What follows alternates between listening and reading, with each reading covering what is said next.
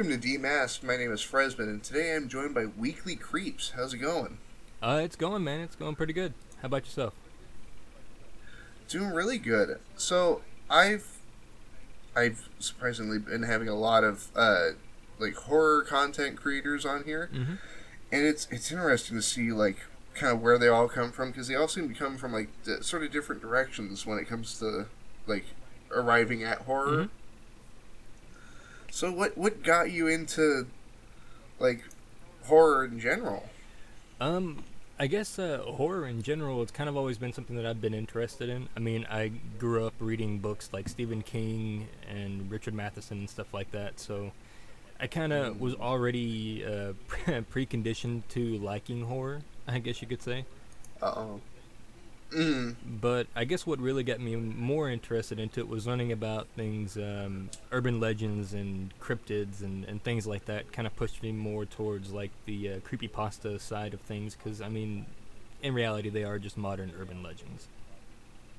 yeah. Well, definitely, especially with like the ones that you have sort of like the weirder rituals for, like Midnight Man and Bloody Mary. Yeah, those are always very interesting, and they're fun to read. Well, my wonder is like, how does somebody come up with the quote unquote ritual for those things? Like, you know what would be scary if you just stood in the dark and like looked at yourself in a mirror. You know, that's Mm, probably the exact thought process. Yeah, I mean, I think it all kind of stems from the same mindset of what would scare me the most, like what would be the most Mm-hmm. terrifying for me, and then they would write it down and portray it that way. That's what I would think anyway. Uh, like, God, what was the oh, so for Stephen King books, which one's your favorite? Um, it's oddly a very older book of his that doesn't get very much recognition, but it's a book called A Girl Who Loved Tom Gordon. It's basically the premise of the book. If I'm sure if somebody hasn't read it, is you have this little girl who is stuck in or lost in the woods, and it's Mm. essentially doesn't involve any monsters that are real per se, but it's what goes through your mind when you're lost in a place like that. So every tree becomes this, ginormous monster who's hunting you. Every dark shadow is a creature, and all of these things that your mind creates whenever you are in a situation like that. Hmm. I recently got on a Stephen King kick because my my parents used to read the Stephen King novels all the time, but Mm. it was that sort of kid thing of like, ooh, if my parents like it, must be dumb, whatever. Yeah. And only recently, I kept hearing like how good the Dark Tower series was, Yes, the a Dark Tower series is very good. I very much enjoyed reading it. and and I well, I couldn't find a print copy of the or a cheap print copy, I should Mm-hmm. say, of the first book, so I did like the audiobook thing. Hmm. I don't know if I listened to the audiobook version of it. It's there's a version of the audiobook that I listened to. It was strange because the whole time this guy's doing like rough and gruff voice for Roland Deschain, but like his voice is gruff, like the reader or the guy narrating, but then he gets to, like female characters and he's trying to do like high pitched, Huh. and I'm just like, this doesn't sound right, man. Like when Roland's talking to the bartender, Uh huh. you want to spend the night, and I'm just like, that sounds like she's just talking, like Roland's standing in a bar talking to himself. He wasn't very good at portraying multiple characters. Yeah, well, he did he did like the Man in Black pretty well. Mm-hmm. Like made him sound like a little more light toned and had a different like accent to him, like the sort of high speech that runs through that Mm-hmm. series. and then I started to pick up the other. I'm on book 3, I think. I think. Nope, 2. Book I 2. forgot. There are so Well, many of those books. Well, it was such a long book that man, this feels like it's going on a long time. Yeah, I think that was my only hitch with that book series was the fact that it just seemed like he was intentionally drawing it out way longer than what I thought was necessary. Hmm. Well, from like, so I the the Dark Tower, the first book was the first one I ever like finished. Mm-hmm. I read like Nightmares and Dreamscapes, just the short stories. Mm-hmm. But with the Dark Tower, like when I was listening to the audiobooks, just the amount of detail seemed like pointless at a moment, but then you start to kind of realize who Roland is and why all those details make sense. Yep. I think he kind of Like took. like like Go ahead. oh no, go ahead. I was gonna say I think he kind of took a hint from Tolkien. Like, have you ever read any of the Hobbit series at all? I have not. I need to catch up. Oh man, I will warn you. The first book, The Hobbit, is very drawn out, very very very detail oriented. Like for the first few chapters, it's describing to you what the bark on the tree next to you looks like. that kind of detail oriented. There's an example that I just remembered. Like at the beginning of the Dark Tower, there's like a page that describes how like Roland has been finding the Man in Black by finding his like the fire pits that he makes where it's intricately laid over thistles in specific patterns, and that's how he can tell. And like when I first heard that, it's like, oh, these intricately laced weeds and wheat grain. I'm like, who cares, man? Like, jeez. But then you learn like why he's hunting down the Man in Black. I'm like, that totally makes sense how he can tell. Yeah, he uses it as a not only a plot device but a way for you to also identify what is coming up in the book. I don't know. Stephen King's a weird dude. Oh yes. Well, like I picked up it was another book of his short stories, 4 Past Midnight, and it has The Langoliers, which was made into a partial miniseries. Oh, the movie is so terrible. Scaring the little girl. That movie is terrible, but I think that's what makes it so fantastic. Well, I love like the businessman's resolve. Like even in the book, he's like, "All right, they're gonna make me late. They're probably part of some government conspiracy. Well, time to kill them." Yeah, pretty much. That was the scope of his whole character. Well, I've been so I find my books through like thrift shopping, like Goodwill, Salvation Army.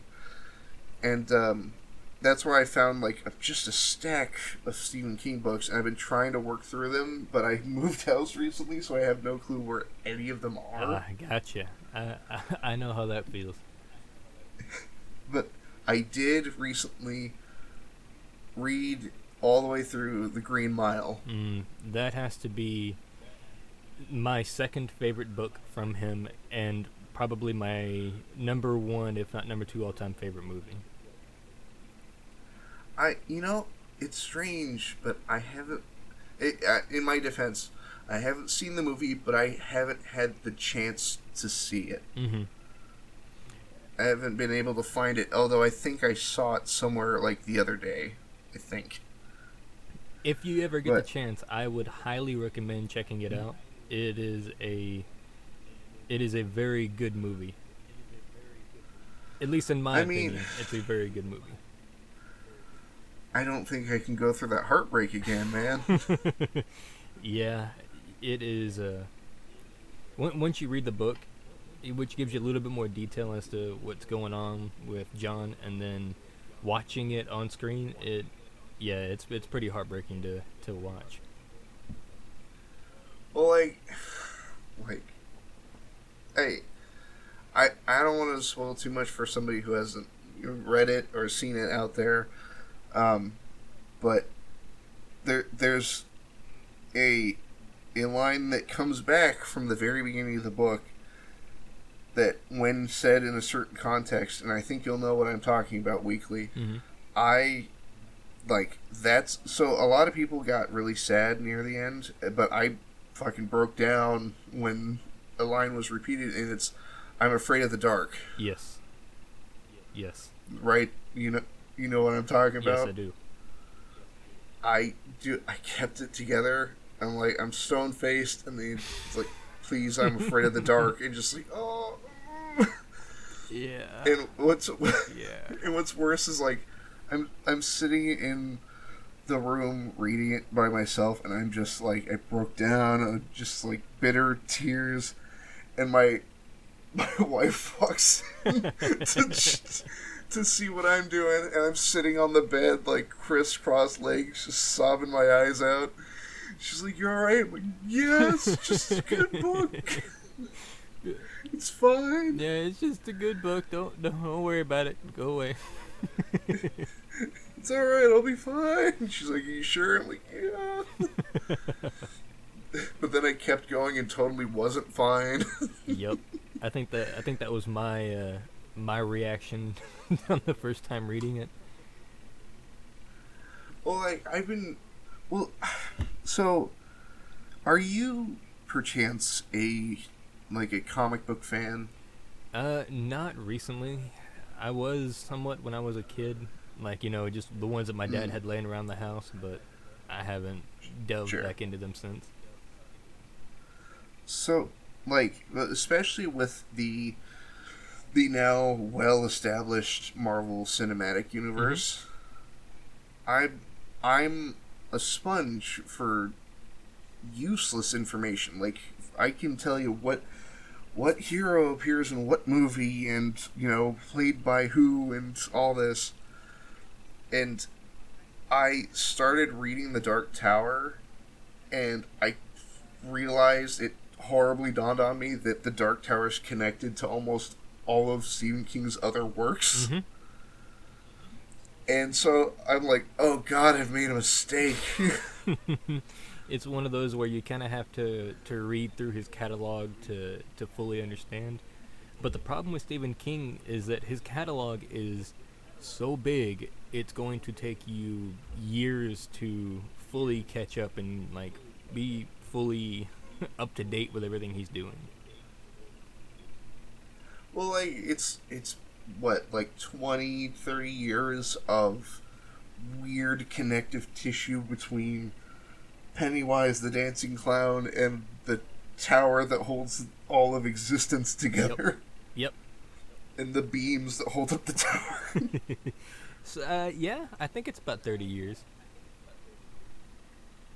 Well, I well, like, even some of his, I'd venture to say, smaller works, like Gerald's Game. Mm-hmm. I watched the Netflix movie of that, and there's a reference to Dolores Claiborne, and there's also a throwaway line that Gerald just throws out, and it made me lose my fucking mind. He just very calmly goes, "All things serve the beam," and just like, oh Jesus. I'm half waiting for, like, Roland to kick in the door and just start shooting things. He's probably not far off from it. Yeah, there's a doorway somewhere. Yeah, like I said, he's probably not far off from it. And I can't remember, is Stephen King still writing that series, or is it finally finished? Because I remember stopping because it wasn't done yet. If I remember, it concluded a couple years back. Okay, I really need to finish that up.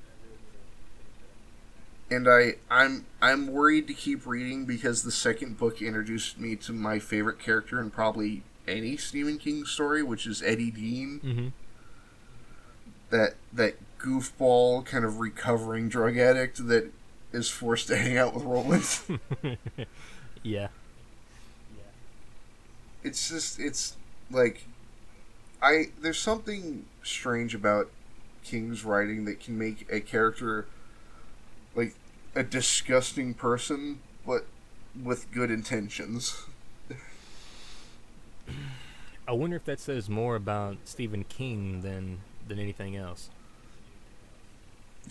You know, If I ever interview him, I'll have to ask him that. Are you a disgusting person with good intentions? you know, he might say yes. Knowing him, he would probably say yes. Yeah, I was gonna say now that yeah, all right. Yeah, I feel like that would be one of those things that he would probably go, yeah, sounds about right.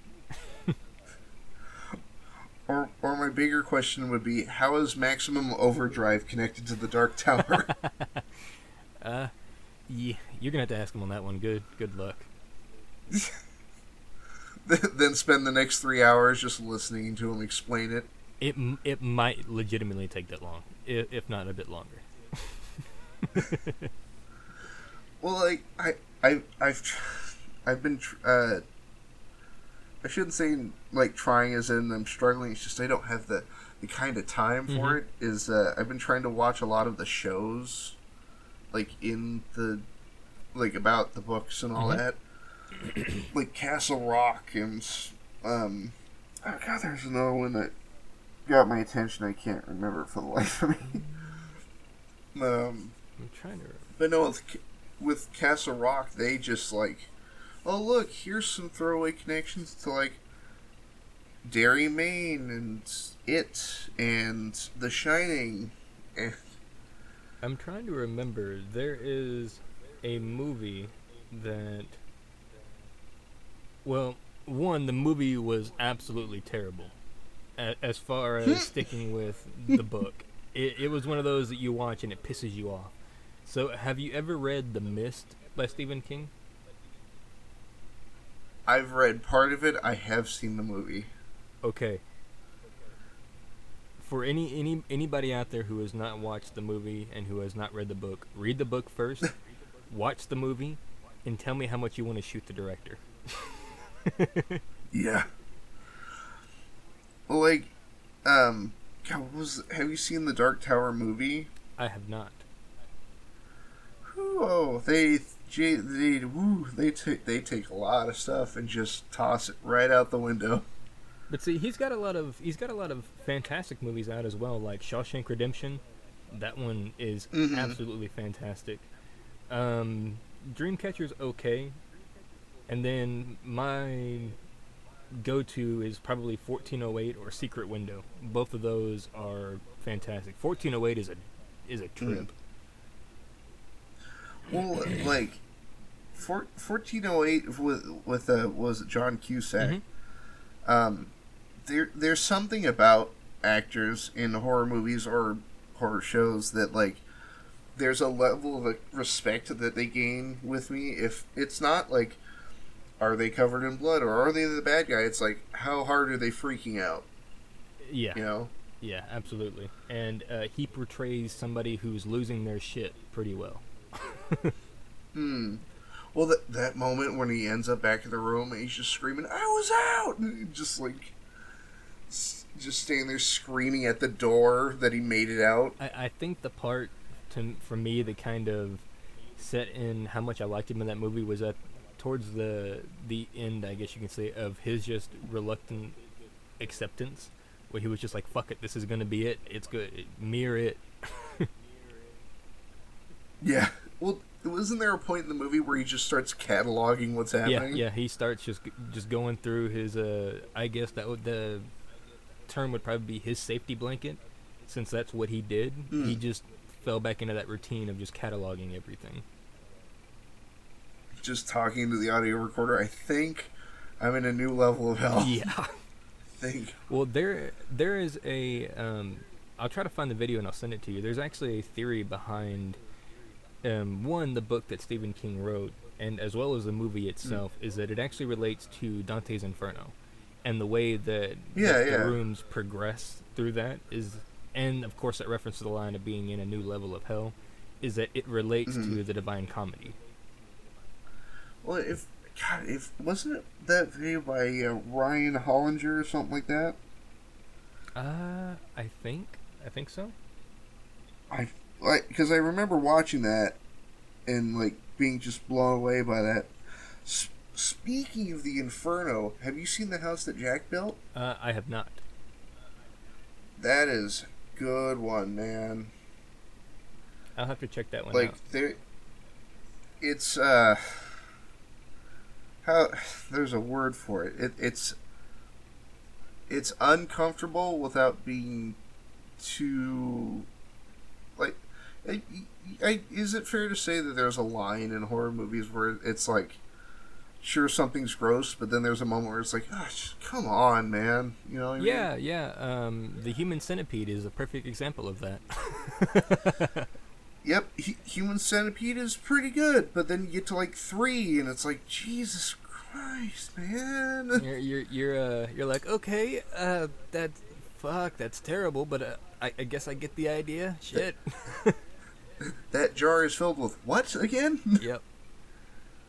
Oh, ooh, oh, Those are that. those are only movies that I can watch once.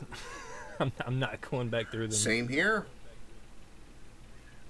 They're like, but with the house that Jack built, it's sure it's got its share of like incredibly uncomfortable moments and like gore, sure, but it's not like the Human Centipede. It's not shock for shock's Mm-hmm. sake. Like it kind of has this weird direct line because the whole movie you're following Jack, the main character, and he's just slowly getting just stranger and stranger. It's great. I highly recommend it.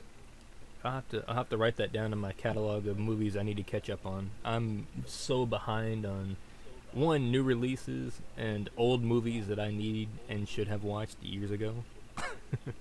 Mm. Well, at the that place where I was living before, that's how that movie got recommended to me. It was my roommate comes busting out of his room and he's just like, "Have you seen the house that Jack built?" And I'm just, no. And he's like, "Sit down, we're watching it like, right now." And he's like, "Are you doing anything for the next 2 hours?" I'm like, "No." And he's like, "All right, we're watching it." And he's like, "I'm buying it so we can watch it." I'm definitely gonna have to watch I'm like, that one. fair enough, man. I'm trying to remember. Have you ever seen a movie called Storm of the Century? I've heard of it. I haven't I seen can't it. remember if that's a Stephen King movie or not. I believe so. But that's another one that it is it's creepy because it takes on like the theory that happened to, I believe it was Roanoke, the lost colony. It kind of Oh yeah, yeah. it kind of takes on the theory or you know his version of what happened at Roanoke. Mm. Because at the end, you've seen the movie, correct? No, Okay. but Okay. I'm good for spoilers. Okay. Fine. Let's say because I don't want to spoil it too much. Um, let's just say that the way that it is played out and the way that it goes through is that it kind of leaves you with a sense of questioning as far as what happened and who the Mm. individual that is in the movie as the antagonist, who he is. Mm. But it is also one of those movies that you can just watch, and every time you watch it, you pick up a new detail that you missed on the first go around, and then you watch it again, and that you realize, oh, that detail mixes with that detail, and oh, that connects here. It's one of those where you can literally make out a spreadsheet and start putting pins in corners and connecting them with strings. That I guess I have to watch it. Yeah, it's a good movie. Well, there was I so in my it's a strange thing to say, but in my teens, even though I'm like 24. But Don't worry, man. in my mid-teens, 15, 16, I went on like a tear of just watching like any and all scary movies I could find. Mm-hmm. Like no matter how good or bad or what have you. And the way I'd find them was I don't know if they still have it, but it was Comcast, the free movies section on demand. Yeah, no, they got rid of anything free years ago. Oh, really? Yeah, I believe there's something similar to that but you have to pay for the service to be free, if that makes sense. So you have to like pay for Yeah, access. pretty much. It's almost like a Netflix subscription, which at that point you just need to get Netflix. Come on. Yeah, or just go to Crackle or something, man. I don't know. I don't endorse pirating, I but there are other means to access movies. ahoy! I don't endorse pirating, but ahoy. Yeah, I'm just throwing that out there. I don't endorse it, but Rum sounds really good right now. yeah, I Well, grew up in the days of LimeWire, so yeah. oh yeah. Or was it Kazaa? There was a bunch. I just remember giving my computer AIDS multiple times with LimeWire because I wanted to watch some video or whatever. I was too like chicken to do that because I was fully convinced of that joke of like the FBI are just gonna kick in your door the minute you go to like LimeWire.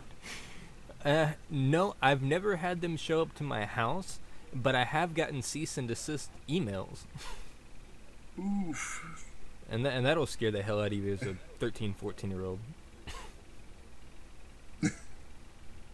Well, I found the scary movie on the free movies section of the video on demand, and it was in Spanish, and it's called. Have you seen it? It's called Baby's Room. No, I don't think I have. It's it's a really interesting idea because it's this really small, like, I wouldn't call it low budget per se, but it's self-contained is where I'd put it. Mm-hmm. And just a sec.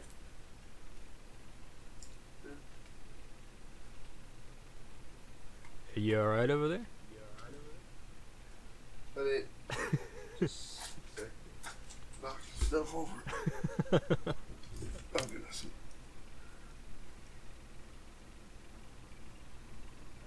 But it's this really interesting, like, it's the movie takes place mostly inside of a house, and it has to deal with like the idea of events that haven't even happened yet, occurring over and over again.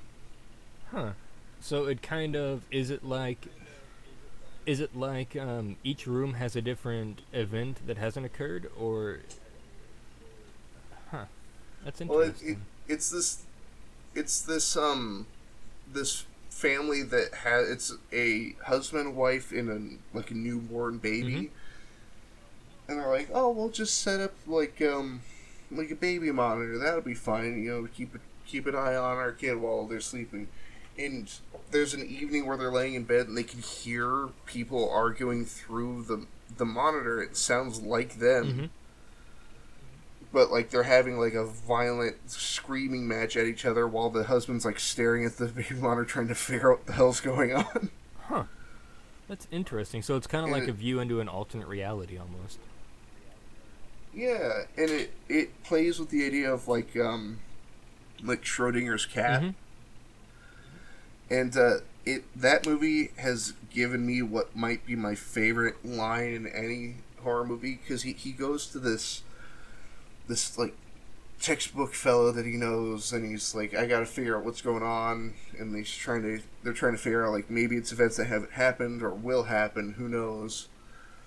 And the guy he's talking to runs it by him like it might be a Schrodinger's cat scenario, like there's a 50% chance that something's gonna happen, and you might be involved. Who knows? I think that would be And terrifying. the, it it is because he starts seeing like flashes of himself, but like that are like it's not like a weird demon distorted version of him. It's like it's just him somewhere in the house, Hmm. but like he's seeing it and he's panicking. Yeah, no, I don't blame him. I think I'd be freaking the hell out. It gives me one of my favorite lines when he kind of slowly pieces everything together that he's kind of the focal point of what might occur. And so he calls his friend and he goes, I open the box and I'm the cat. Huh. I open the box and I'm the cat. Yeah. That's interesting, but that would almost kind of create like a paradox, don't you think? Because I mean, the whole thing behind Schrodinger's cat is not knowing what's inside the other box, and if you're the cat, you would know what's in the other side of the box, right? And if one were to open the box, it would collapse the, what's the term? The wave frequency and only arrive at one conclusion. Correct. So if you were yourself the cat, you wouldn't be able to be stuck in a Schrodinger's theory because you would essentially create a paradox of yourself because you know the answer to what's inside the box. Or assuming that there's something else watching the box. That might be even worse. Yeah. But it, like it doesn't, that movie doesn't have much for, jump scares. I just talked to Hurricane about this recently where I was telling her how I'm not a big fan of jump scares. Not the ones like at the camera. You know what I mean? Oh yeah, okay. I think I was listening to y'all's podcast when you were talking about it. Well, thank you. Of course. But I like I'm fine with like jump scares that are at a character, but like the one the one I ran by Hurricane, like the one at the end of Krampus, where there's no characters in the room, but they jump scare the camera for whatever reason. The whole fear factor just to have a fear factor when it actually plays no role in the movie whatsoever.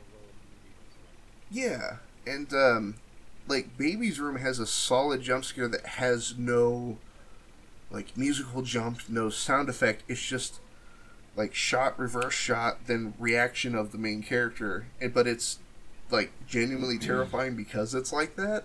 Mm-hmm. And it's like so like the weird apparition of himself that he's been seeing around the house is wearing like kind of like a sports jacket, like it's like somebody clearly more together than he is. Like because he's wearing like a Hanes t-shirt and like basketball shorts throughout the movie. Okay, so is it kind of like what he sees himself as, or what he would like to be seen as, kind of thing? Yeah, and there's a moment where he's like, I think he's like looking for a rattle or something for his baby. He looks under the bed, and that alter version is just laying under the bed, not like at the camera, but like lounging, just like almost like it was waiting for him to look under the bed. No. Yeah. Yeah. But no. there's no musical jump. It's just like shows the dad looking under the bed, then it cuts to a shot of him just like staring back at him, and then it cuts the guy like, oh shit, and like running away. Yeah, I don't blame him at all. I don't think I'd want to be in that situation. So what would you consider your favorite horror movie? I don't know, because I don't really have like a particular horror movie that is always like a go-to that I fall back on. For me, horror movies are something that I look at very artfully in a very artistic way, because I look at them as one, I'm getting to view somebody else's mind. I'm getting to see how they themselves would portray something, no matter how dark, no matter how terrible that may be. It's an expression that they themselves can create. So I'll use 2 examples. So one I don't know would be considered a horror movie. It's Pan's Labyrinth. It's a Spanish movie. Have you seen it?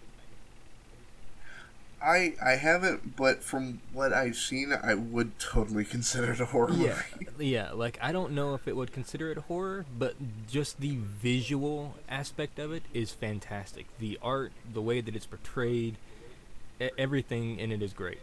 And then if you look at a movie Mm, like The Orphanage, which again is another Spanish movie, and that one is it's all atmospheric. It is very it's very I'm not gonna say artistically driven because there's not a lot of fancy costumes or creatures or anything like that. It's all about just the mentality and atmosphere of the situation and the types of people that are in it. mm. So I like the yeah, I can't really pinpoint one that I would say would I would put higher than all of the others because I enjoy all of them for what they are and what they can be. Okay, that's fair. Um, what? Let's see. That I wouldn't say there's much for the idea of like genres in horror Mm-hmm. movies, but like, what type do you like? Like ghosts or slashers or what have you, demons? Um, You know, Probably what mystery. relates to you? Probably mystery. I like the aspect of trying to figure out what's going on before being told or being shown what's going on. Hmm. Like Shutter Island would be a pretty good example of that. Have you seen that one? I have seen that Yeah, that one. would be a good example of trying to figure out what the hell is going on before they tell you what's going on. And it's especially with Shutter Island, like the minute you kind of know the truth, then you go back and watch it, and it's like all the signs were there, you just weren't Yep, you're looking. like, oh damn, okay, they told me like within the first 5 minutes of the movie. Oh, okay. There is nothing in that glass. Yeah, yeah. So I think for me it's kind of the mystery, and then for just the sheer scare factor in them, probably the Exorcism movies or the Exorcist movies, like the original and Oh the yeah, Exorcism of Emily Rose scared the hell out of me when it first came out. isn't wasn't there a it? It wasn't the one I'm thinking of. Might be thinking of the last Exorcism, but there's a shot that I remember at the very end of the film where it's just like this huge swirling fire tornado, and the movie just cuts off right there. Oh yeah, I think that is the last one where at the end it's just like nobody's won, you've lost, fuck it, and then the movie just ends. Yeah, and like how do I put it? I'm not a big fan of movies with no win scenarios, but I do Hmm. enjoy when it's set up correctly. Yeah. Like when there's like the end of Cloverfield, how it's like, how you gonna even fight that thing, man? I love whenever it first came out. Wasn't it one of the first few movies that was filmed in first person? Right? Yeah, I think one of the more prominent ones. I think right before that, I want to say right before Or it might have well, been the Record or REC. that one or the original that started it all probably would have to be the Blair Witch Project. Oh yes, yes, definitely. Yeah, I totally that one just skipped over my head until just now. That one probably was the first, first person movie, but I think Cloverfield was the first one that we've had with like modern technology. Hmm. Well, like even as that trend took off with like the anthology movies like VHS, Mhm. I like there are certain like it's. I don't think it's fair to say that any like there are three VHS movies, and I wouldn't say it's fair to say any of them are absolutely terrible because some of them have great segments in them. Some of them not so great. Some of them are amazing. So what you're saying is like the majority of movies. And anytime there's more than one, there's some parts that are good, some parts that are bad. Yeah, like I love the idea of like the overarching story of the VHS series. How it starts as like, oh, this guy kind of like join this group of like, oh, I'm finding all these weird tapes, and then through the lens of like investigators putting in the tapes into a VHS player, it's kind of playing back what you see as the viewer Mm-hmm. of the short stories. And some of them, uh, like how do I put it? VHS, that series specifically, strikes me as a sort of jumping off point for larger ideas. Like, it feels like every segment's a sort of a thesis as to what a larger movie could be based on that idea. Mm-hmm. So it's kind of like them going, hey guys, look, here's an idea. I made it into a movie. Now take that idea and run with it. Exactly. Like, if I remember, oh, shit, what was the segment called? Amateur Night with the Mm-hmm. succubus. If I remember that, the director and the actress who played the succubus actually got a movie called Succubus, and it's a like a more in depth analysis of that idea. Hmm. It's always really interesting And when something is made off of something else because it inspired a different idea. mm-hmm. And like like what I wish like independent directors kind of got, like, I know a lot of them get good chances to make their own Mm-hmm. things. Like I would consider like Damien Leone, Terrifier, the guy who directed Uh-huh. Terrifier. I would consider that more of an independent project, because smaller budget, and plus I believe they crowdfunded for the second one as well. Hmm. It's an Uh, but interesting concept. yeah, but I like that the idea of like the like how there was oh shucks, like what I think a lot of smaller independent directors can bring is like things you haven't associated with certain ideas, if that makes Yeah. sense. Like like of course I can remember a specific comic book, but I can't remember specific segments of a movie I liked. But um there's a I think it's VHS 2. There's a alien abduction Mm-hmm. segment. Have you seen VHS I 2? have not. But they I won't the whole alien abduction thing plays throughout the entire segment. I'm not ruining much by Don't worry. I saying don't. it. I'm not concerned with spoilers. I'm good. But they're but they you know how in the like the older science fiction movies you'd have a sound of like a weird like whistly sound effect and like bright green lights and all this whenever an alien shows up, or this when you get to like the 90s it's like the X-Files where it's just this heavenly glow. Yep. And somebody disappears. Yep. In that segment of VHS2, it is terrifying because it's this horribly distorted bassy sound of like a train horn. Hmm. And it's not the music, it's the sound of the ship. Well, it kind of makes me or reminds me of What is it? Close Encounters of the Fourth Kind, or something like that. No, just the Fourth Kind. That's what it's called. Have you ever seen that one? Yeah, I did, and like I'm still uncertain about that movie. How'd you like it?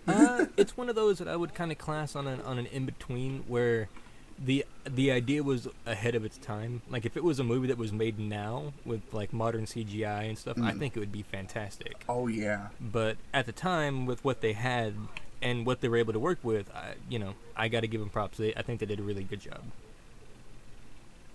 Yeah. Oh, there's like, was it? I think it's near the end of the film, when there's a shot of a character that does the weird face stretch thing, and the footage slows down so you can really see what it looks like.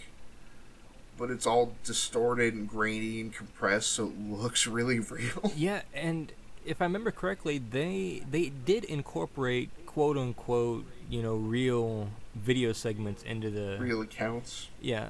So I think the idea, like I said, I love the idea of it, and especially with the whole mythology that they brought into it, tying in the, ancient Sumerians and stuff like that.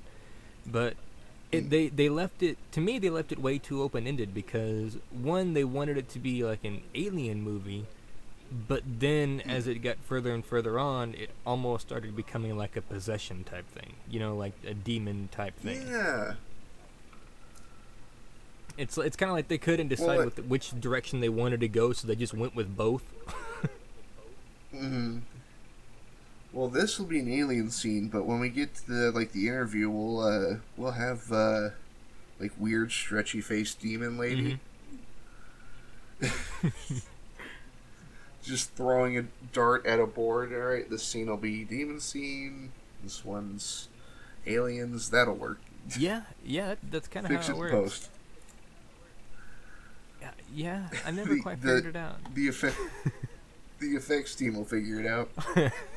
They were the ones in the background throwing things at him. Like, no, you've already done that one. No, stop. Hey, can we get a stretchy-faced demon lady for this shot? But it's all compressed, and you shot it on, film. How are we gonna... They're like, you'll figure it out. It's like, yeah. Will we? Dude, you filmed this on, a 1932 crank camcorder. How you want me to do this?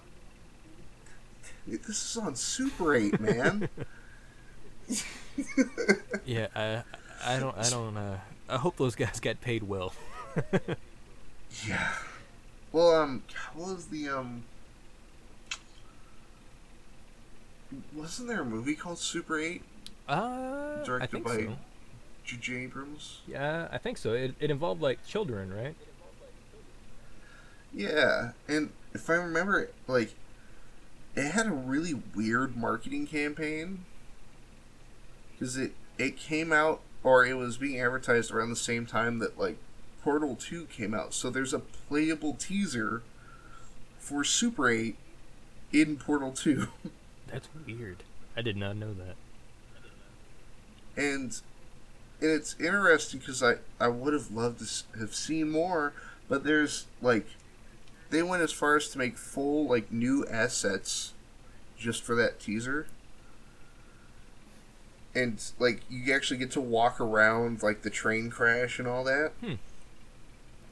Come to think of it, I think I even made a video on it. I think. A couple of years ago at this point. I'll have to take a look. Is it still up on your channel? I believe so. All of my videos are still on my channel, unfortunately. I just know that there's some creators that, make videos and they're just like, it's been 5 years. I can go away now. So get this. One of my most popular videos is the one that took the least amount of effort to make. And I made it entirely out of spite. Maybe they could feel the energy coming off of the video. Maybe that's what it was.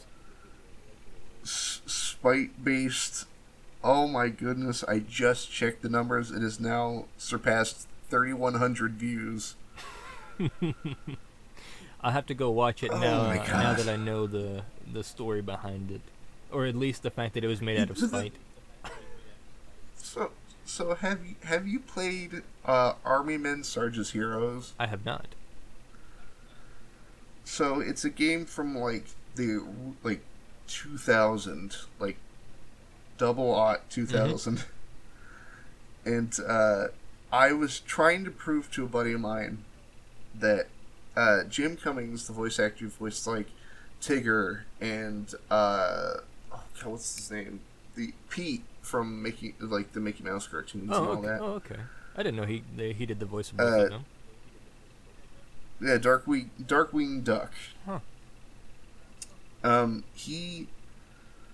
I also have an anecdote on him in a minute, but from what I can tell, the budget wasn't terribly high when they made Army Men Sarge's Heroes. Mm-hmm. It's by it's by 3DO, who was kind of nearing the, I would say, nearing the end in the early 2000s.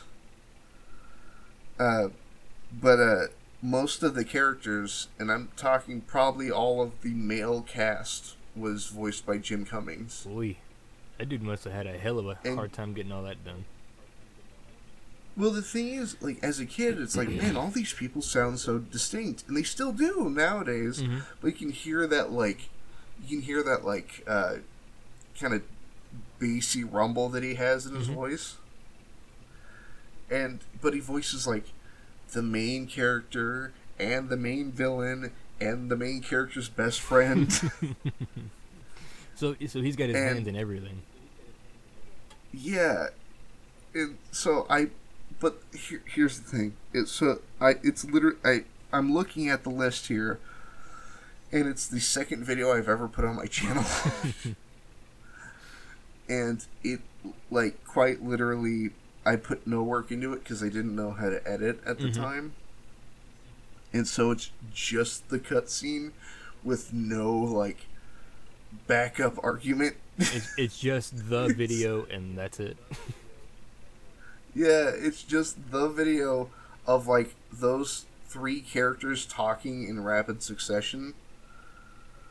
Like, it's the main character and his friend talking to each other, and then it cuts to the main villain, and they all sound the same. And the title of the video is, in caps, proof. And that Jim Cummings voiced most of Army Men Sarge's heroes. I can catch a little bit of spite out of that title. And I remember I, like, emailed the link to him. Just like, fuck you, I'm right. Did you at least get a response from him? I if I remember, like, he gave the most maddening response, which is just LOL. That's the okay, I admit defeat, whatever, dude. And, like,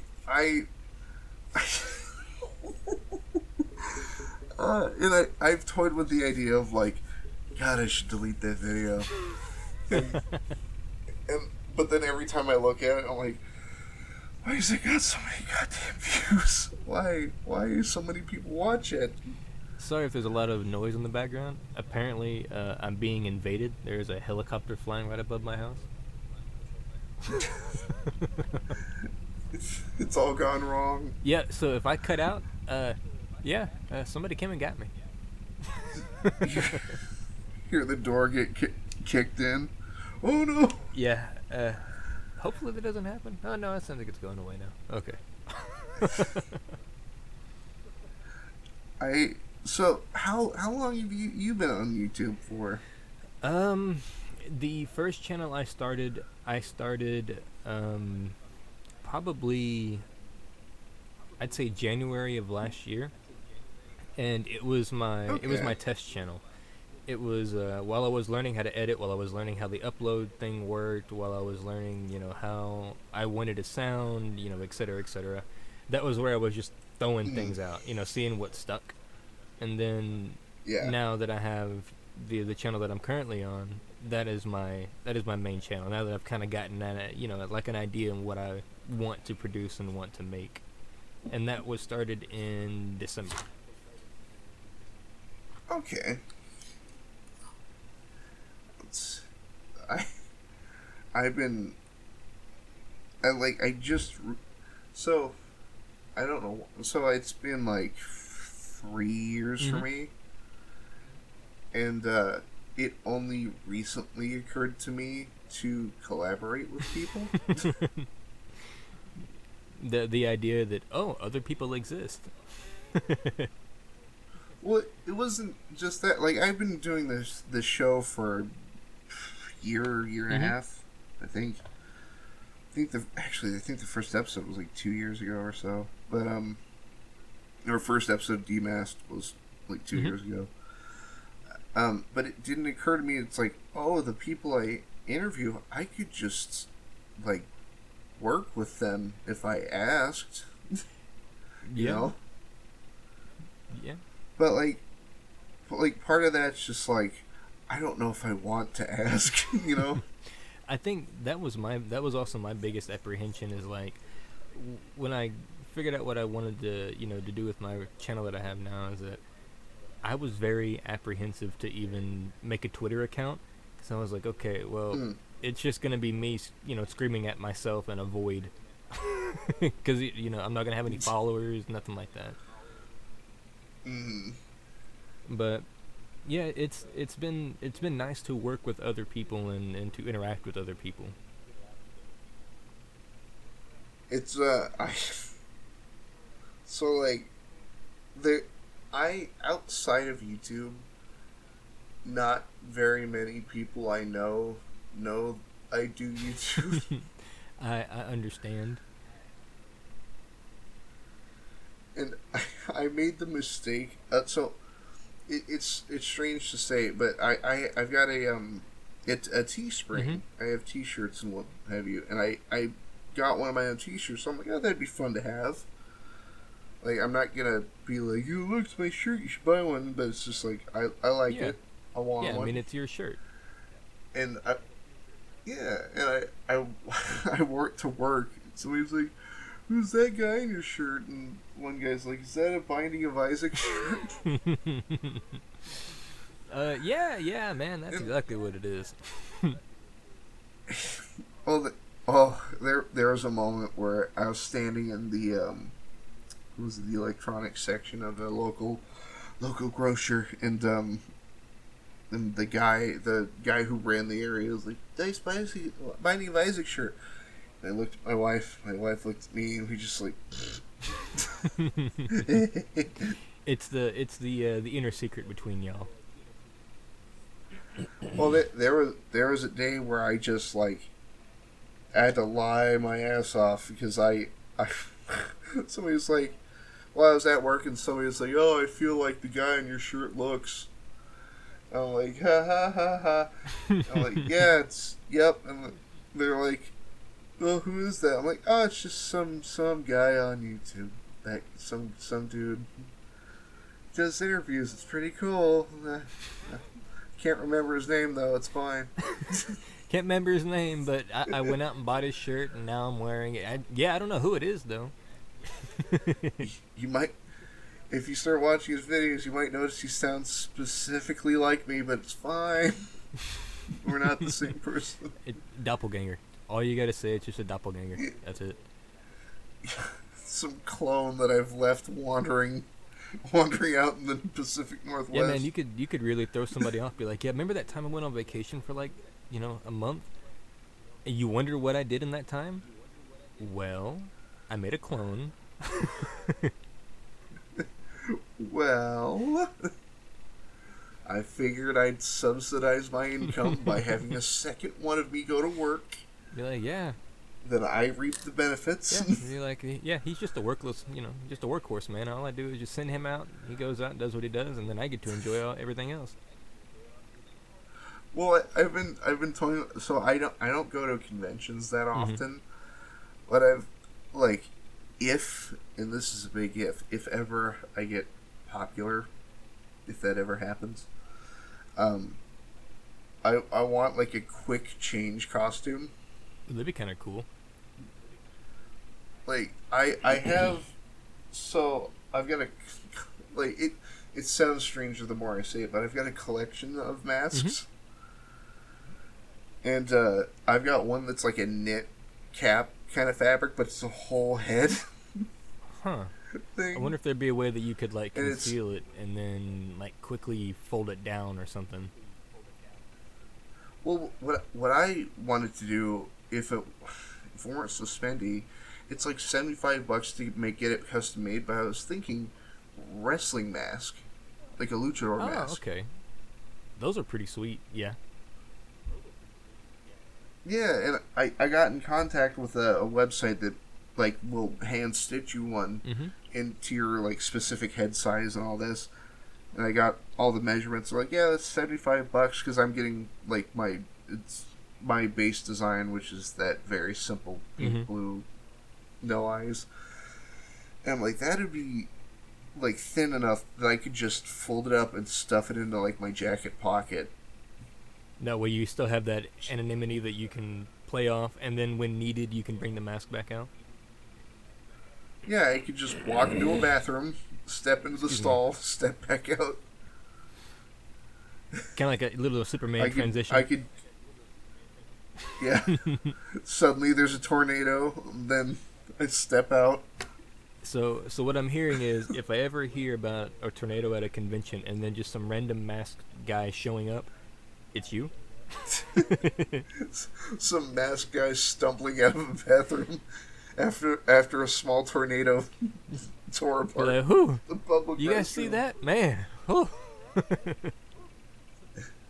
What happened? Crazy.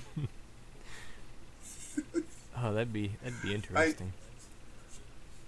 well, the thing is, where I am, there's not very many conventions that come out this Mm-hmm. way. Like there are, but they're like yearly. Yeah. You know, like we've got a Comic Con, but not the Comic Con. I have See, I'm located in Texas, and this place is big enough to where I can say the state name and nobody will be able to find me.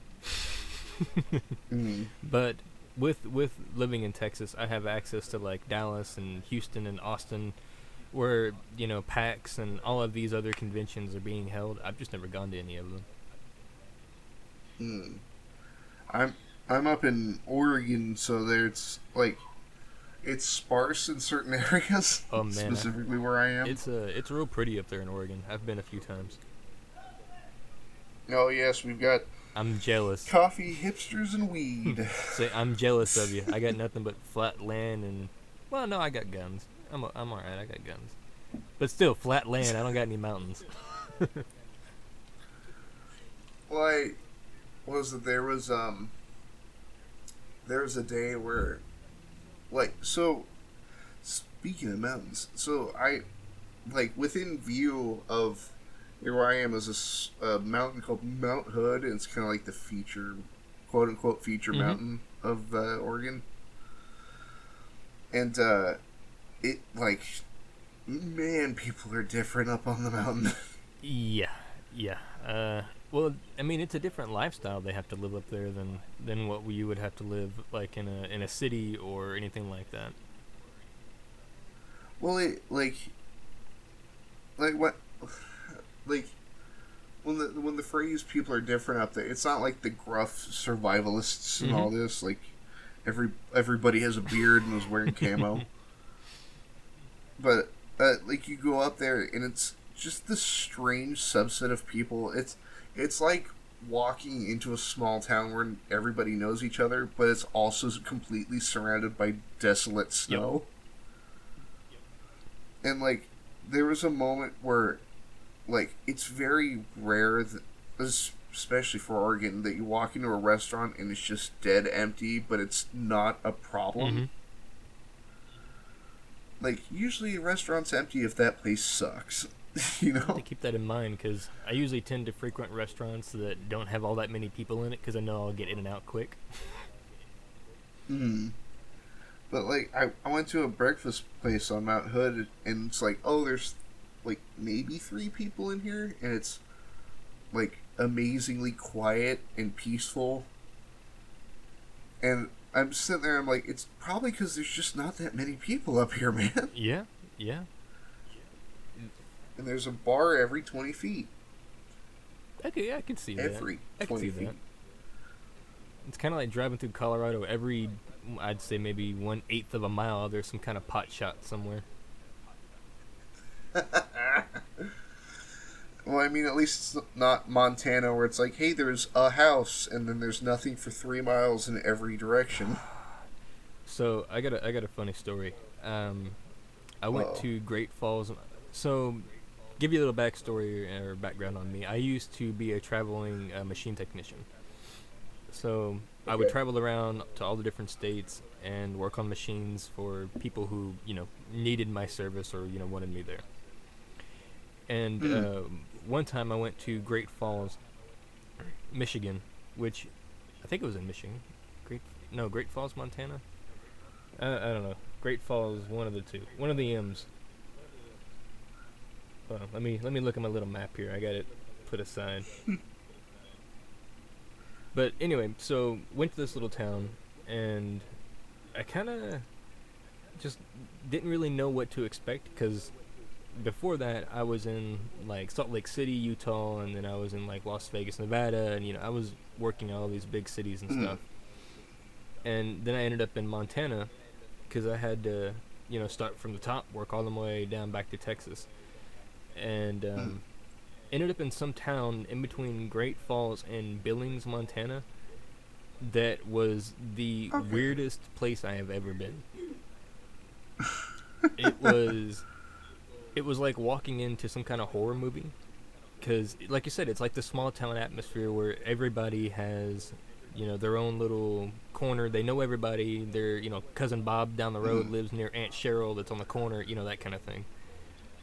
Mm. And then you have me, who obviously does not belong there. Yeah, who Outlander. obviously does not belong. And I remember going into this gas station, and the lady behind the counter asked me how long I planned on staying in town. I was like, That, why? that's that's weirdly Yeah, I threatening. was like, well, now that you mention it, not much longer than this. Just can't follow up with like, I gotta go. Yeah, be like, yeah, I gas on 12, and then I'm out.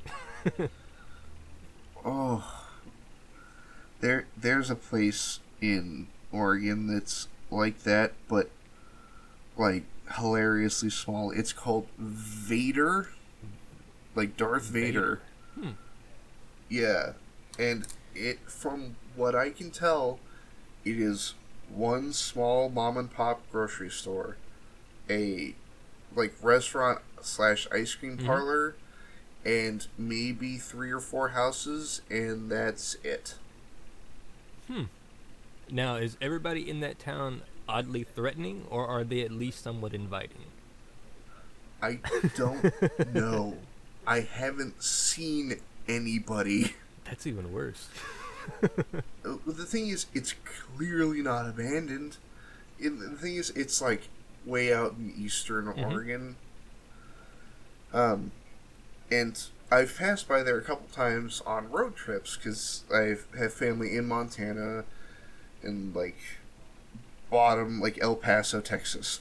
Ooh, man, you're far out west. You're in the desert. Yeah, and I like I like every time we drive through there, it's like, and I'm like, I don't drive, so I'm like with my parents or whoever, and I'm like looking out the windows, I'm like, there's nobody here. The lights are on. I can see that they're on. Stuff has moved, but I can't, like, I can't fucking see anybody. There's a little town here that I drive past probably every other month or so, called Rocket. Mm. It says, like on the census thing, it says it has a population of 1,000. It's got maybe like 4 houses and a dog. That's That it. that like a town called Rocket sounds like it should be a crater, Yeah, like a post like Fallout crater. yeah. No, it's called Rocket. It's like I said, it supposedly has a population of like 1,000 something people. But every time that I've been there, unless they live at the diner that's a couple of miles down the road, I've never seen them at their homes. Porch lights are on, no cars in the driveway, and then just a random dog in one of the house's backyards. That's it. Well, like, was the there's a long running joke for certain Oregonians, which is an odd term, but there's a place called Mm-hmm. Estacada, and it feels like you stepped into another dimension because everybody everybody has a southern accent, but nobody's from the south, Huh.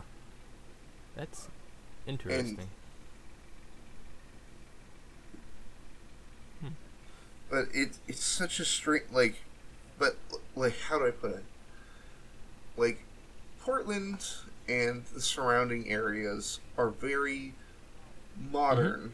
With like sure we have some vintage chic around what have you, but the minute you get like on the freeway to go to Estacada, it feels like there's a line where reality just breaks down when you drive through it. Because suddenly all the houses are log cabins, and you're like, the fuck happened? And like, there's the totem poles standing outside of old general stores. Like, did we jump back like That would 80 years? that would kind of freak me out. That would almost be like if you had just like blinked really hard and now you're back into the 1800s. Yeah, and like we pulled over at like it's something me and like part of my family does. We like to go thrift Mm-hmm. shopping. Um, but we stopped off at like this like log cabin looking building that's a huge like thrift warehouse, and the whole time, like, when I mean a thrift warehouse, I don't mean like, oh, here's some old toys. It's like, here's old like mining tools. Here's a giant drill. Like, here's everything that you need, but it's old and rusty. Yep. So here's everything that we pulled out of the mine that we found in the backyard that was from 1801, but we could still sell it. And I'm walking through, and the guy's like, "Well, howdy there." I'm like, "The fuck?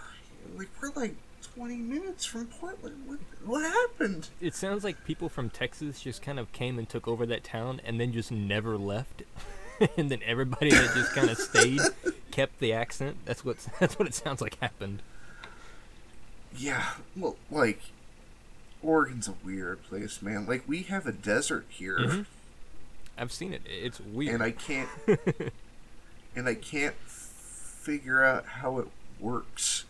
You guys are. Because like Go ahead. I was gonna say, I think we're living in some sort of like experiment. Yeah, I was gonna say because Oregon is kind of weird because it's divided by a mountain or a mountain range because it's the Rocky Mountains in that area, and then you have I know Mhm. you have a forest, like a national forest. I know you have a desert, so that's three different biomes there. And we have the valley, Willamette Valley, which is hilarious because you know how do I word it? You know how like a lot of coastal states are like, oh, hurricanes and Mm-hmm. tornadoes and what have you. Willamette Valley hasn't had one ever, I need to go move there. and yeah, and Willamette Valley is pretty close. It's only like a hour drive from Portland Hmm. or so, and I I was joking with a buddy of mine who lives in Florida. He was there during that. What's the name? It was a big that. It was a fairly recent big hurricane. Um, only one that I can think and that comes to mind is like Irma, but I know that wasn't recent. I I think it was Irma. It was a good distance ago, but not too terrible. But I was on the phone with him because I was just trying to make sure he's okay because he didn't Mm-hmm. evacuate, he stayed home. But he's like in the middle of Florida, like the middle of the state, and so like you can hear the shutters on the outside of his house just like wham, Mm-hmm. wham, just you can hear the windows getting their ass kicked. But I was joking with him like, move to Oregon. You can stand on top of the mountain and laugh at the hurricane on the coast without getting hit by it.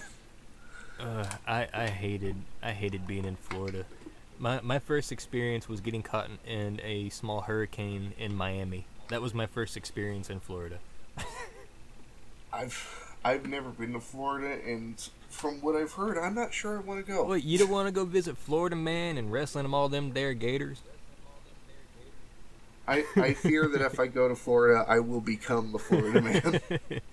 That is a guilty pleasure of mine is going through and finding all of the weird Florida Man articles.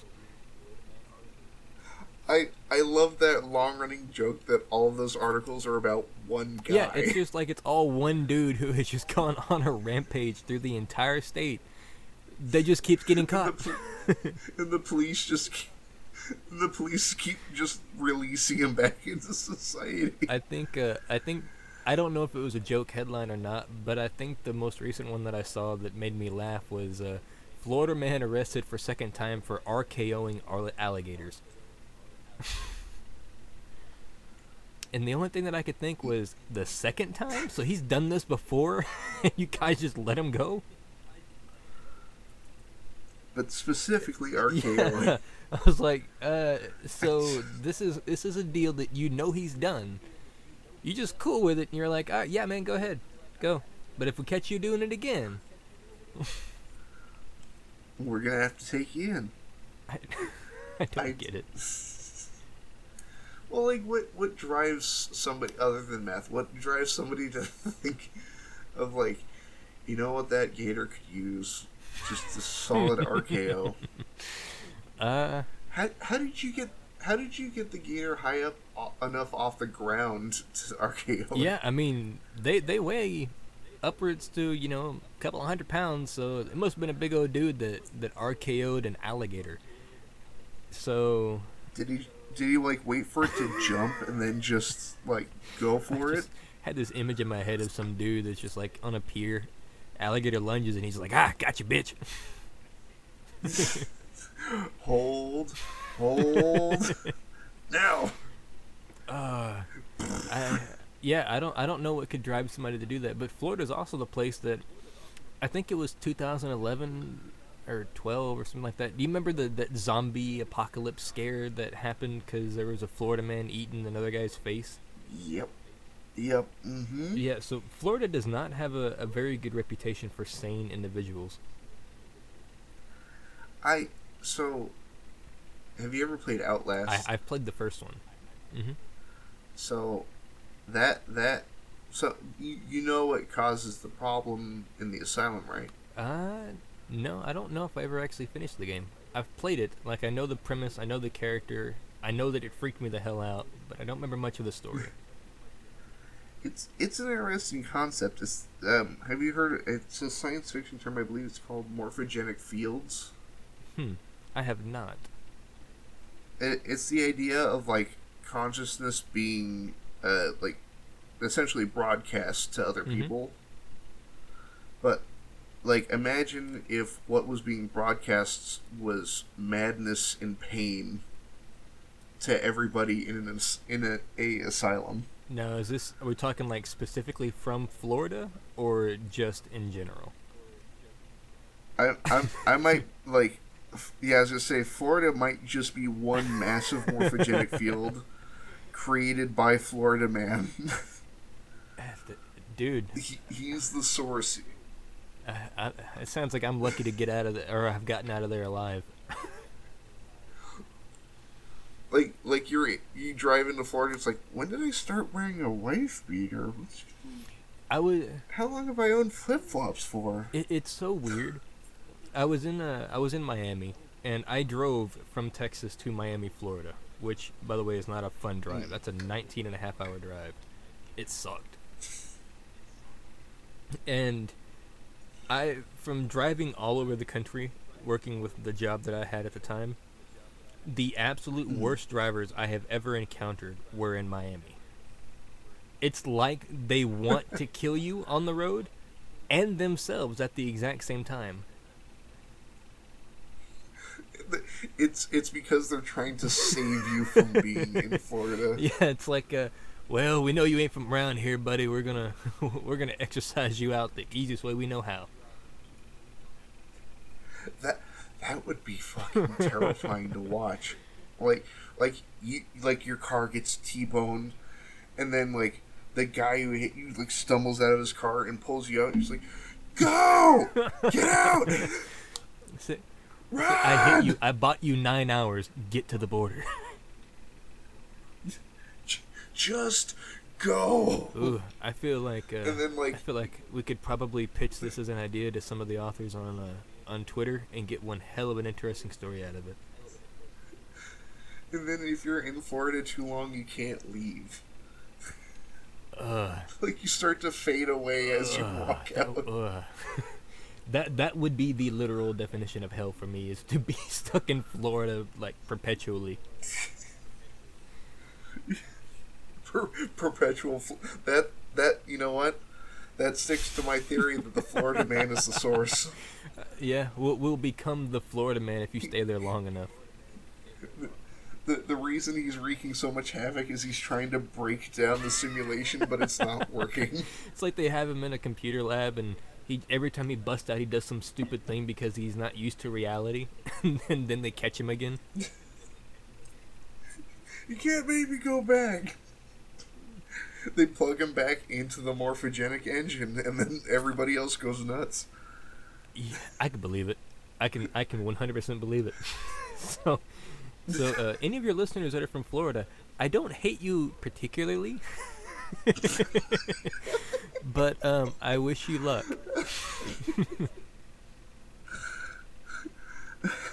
I don't hate you, but you know. Yes, I don't have anything against you personally, but you're in Florida, so. You start driving, like, the minute you cross the border into Florida, you start hearing, like, the Fallout music start playing. One thing going through my head is, oh, I've been training years for this.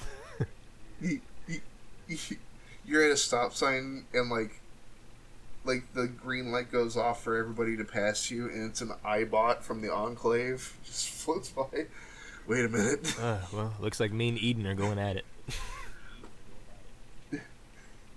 I need to find the Gek. Yeah. I need to get the fuck out of here. Or, what's the other one? Tranquility Lane? Yeah, I need to find one of those memory pods and just hop into that thing. Florida man is the vault dweller from Vault 13 in Fallout 1. What's the other one? It's, Chosen one? Steve. I forget what vault it is. Steve? But it was one guy thrown into a vault with like 4 puppets. Yeah, that guy. Yeah. Oh my god, that guy had a rough deal, man. No. You know what Florida man is? Which one? Gary. Oh, it is Gary, because it's the Gary clones. That's Every scary. time one gets caught, another one walks out of the vault. That's a scary thought. Gary. And that means that somebody is making Nobody ever, I don't think anybody's ever talked to the Florida man. He might only say Gary. Or Florida. That might be the only thing he says is Florida. Sir, why were you RKOing these gators? Gary. Gary. I just think it'd be hilarious to be like, sir, so this is the second time we've caught you doing this.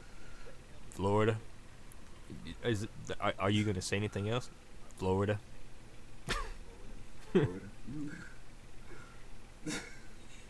That like, he just can't say anything else. Florida. It's all about the tone and how he says it. How are you doing today? Florida. Florida.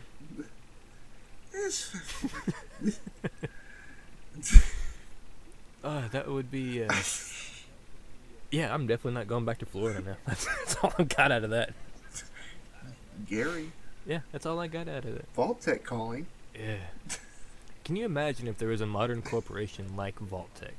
If that was something that was allowed to exist? Well, wasn't there an end of the world scare in 2017 that did something like that? No, not like Vault-Tec, but they were like, well, the world might end soon, so we're building underground bunkers, and my brain just went like, do I get a Pip-Boy? Do I get a portable computer I can wear on my arm? If yes, sign me up. I will throw my phone away if I can get to wear it on my wrist. Yeah, I think, if I remember right, those guys are still currently in business, because they started in New Mexico. They started in the desert, and they built a prototype out of an old missile silo. What are they, Black Mesa? Dude, I have no idea. From Half-Life? Yeah, I have no idea. But, yeah, from what I understand, and what I can remember, they're still around, and they're building them for like multimillionaires. Like I know there's a bunch of multimillionaires that have had these like underground bases built in very remote places. Like I know there's some in New Mexico, some in Mm-hmm. Arizona, Nevada. I know there's a few in Washington, and I don't know of anywhere else that they've been built, but I know that there are other places. Boston, Washington D.C., Nevada, Yeah, California, they got them built in all the major cities. Commonwealth, Capital Wasteland, Well, that's like Arroyo. it's like Russia. Russia has so part of their nuclear deterrent plan back in the Cold War, whereas they built these tunnels that could fit the entire population of like Moscow or Shvechka or whatever city that it was in. So they have this vault that Uh, could fit, upwards of millions of people, and they would run drills huh. to see how prepared or how ready the civilians were in case there was a nuclear attack. Because Mm, during the whole Cold War nuclear scare, it was it could happen tomorrow kind of thing. So they had them yeah. build. It could happen right now, is the idea. Yeah, yeah. Yeah. So they had them build. Get ready. That would be a I, place I would want to go and see, but I don't think it's open to the public for the sheer fact of that they're still in use. Like that's still their contingency that plan. I I mean, props to having a contingency plan, but wouldn't, or I don't know. Well, me, I don't know. Would it be more? Nah, never mind. That idea is dumb. I'm like, wouldn't it be easier to like dig a hole in the ground and create a small, like 4 to 5 person vault per house? I mean, in theory you could, but there would become But then yeah. I was gonna say the resources and resources would be an issue. communication. You could interconnect them, but at that point, if you were Mm, to interlace or interconnect, you might as well go ahead and just build one big chamber and put rooms in it. mm. I, I like so you know how like you and I talked about Hmm. Fallout yesterday over DMs. Um, I I think it's interesting, at least in the writing of Fallout, how like the weird social culture of each state or area that those games take place somehow survived the explosion. Yeah, yeah. It's kind of like there was just enough people left right afterwards that it didn't change. Mm-hmm. Well, it's like Boston. There's still like Hmm. baseball and the Fens and all this, and like part of me is wondering like, well, I mean, Oregon has coffee, hipsters, weed, weird art. And I'm like, would that survive a nuclear blast? Would we get irradiated I coffee? can promise you, potheads will outlast any nuclear explosion. They are Built eternal. I built my vault out of hemp. Hey man, Grows faster. it keeps out the wind, keeps out the bugs and the radiation, and if you do it just right, you can even get high. The radiation just keeps it smoking just a little bit. Yeah, Just have to get close to the wall. just imagine some guy hanging up against the wall and be like, "Yeah, man, when the wind blows from the east, oh boy." Get ready for a good time. Like I'm imagining like, God, what was the you know how there's like horrific like mutated plants in Hmm. Fallout. I'm just imagining like 10 foot high stalks of marijuana. That There's would. just some lucky bastard in the middle of Portland, just I whoa. can just imagine it the size of like those big Christmas trees, or like the one that's in the Mall of Oh America, God. something like that. Yeah. Oh my God. It would make one The man the or an entire country very happy. the the like it's like Megaton, but just in pot. I wonder what the currency would be. Children, buds, easy. Yeah, or I seeds.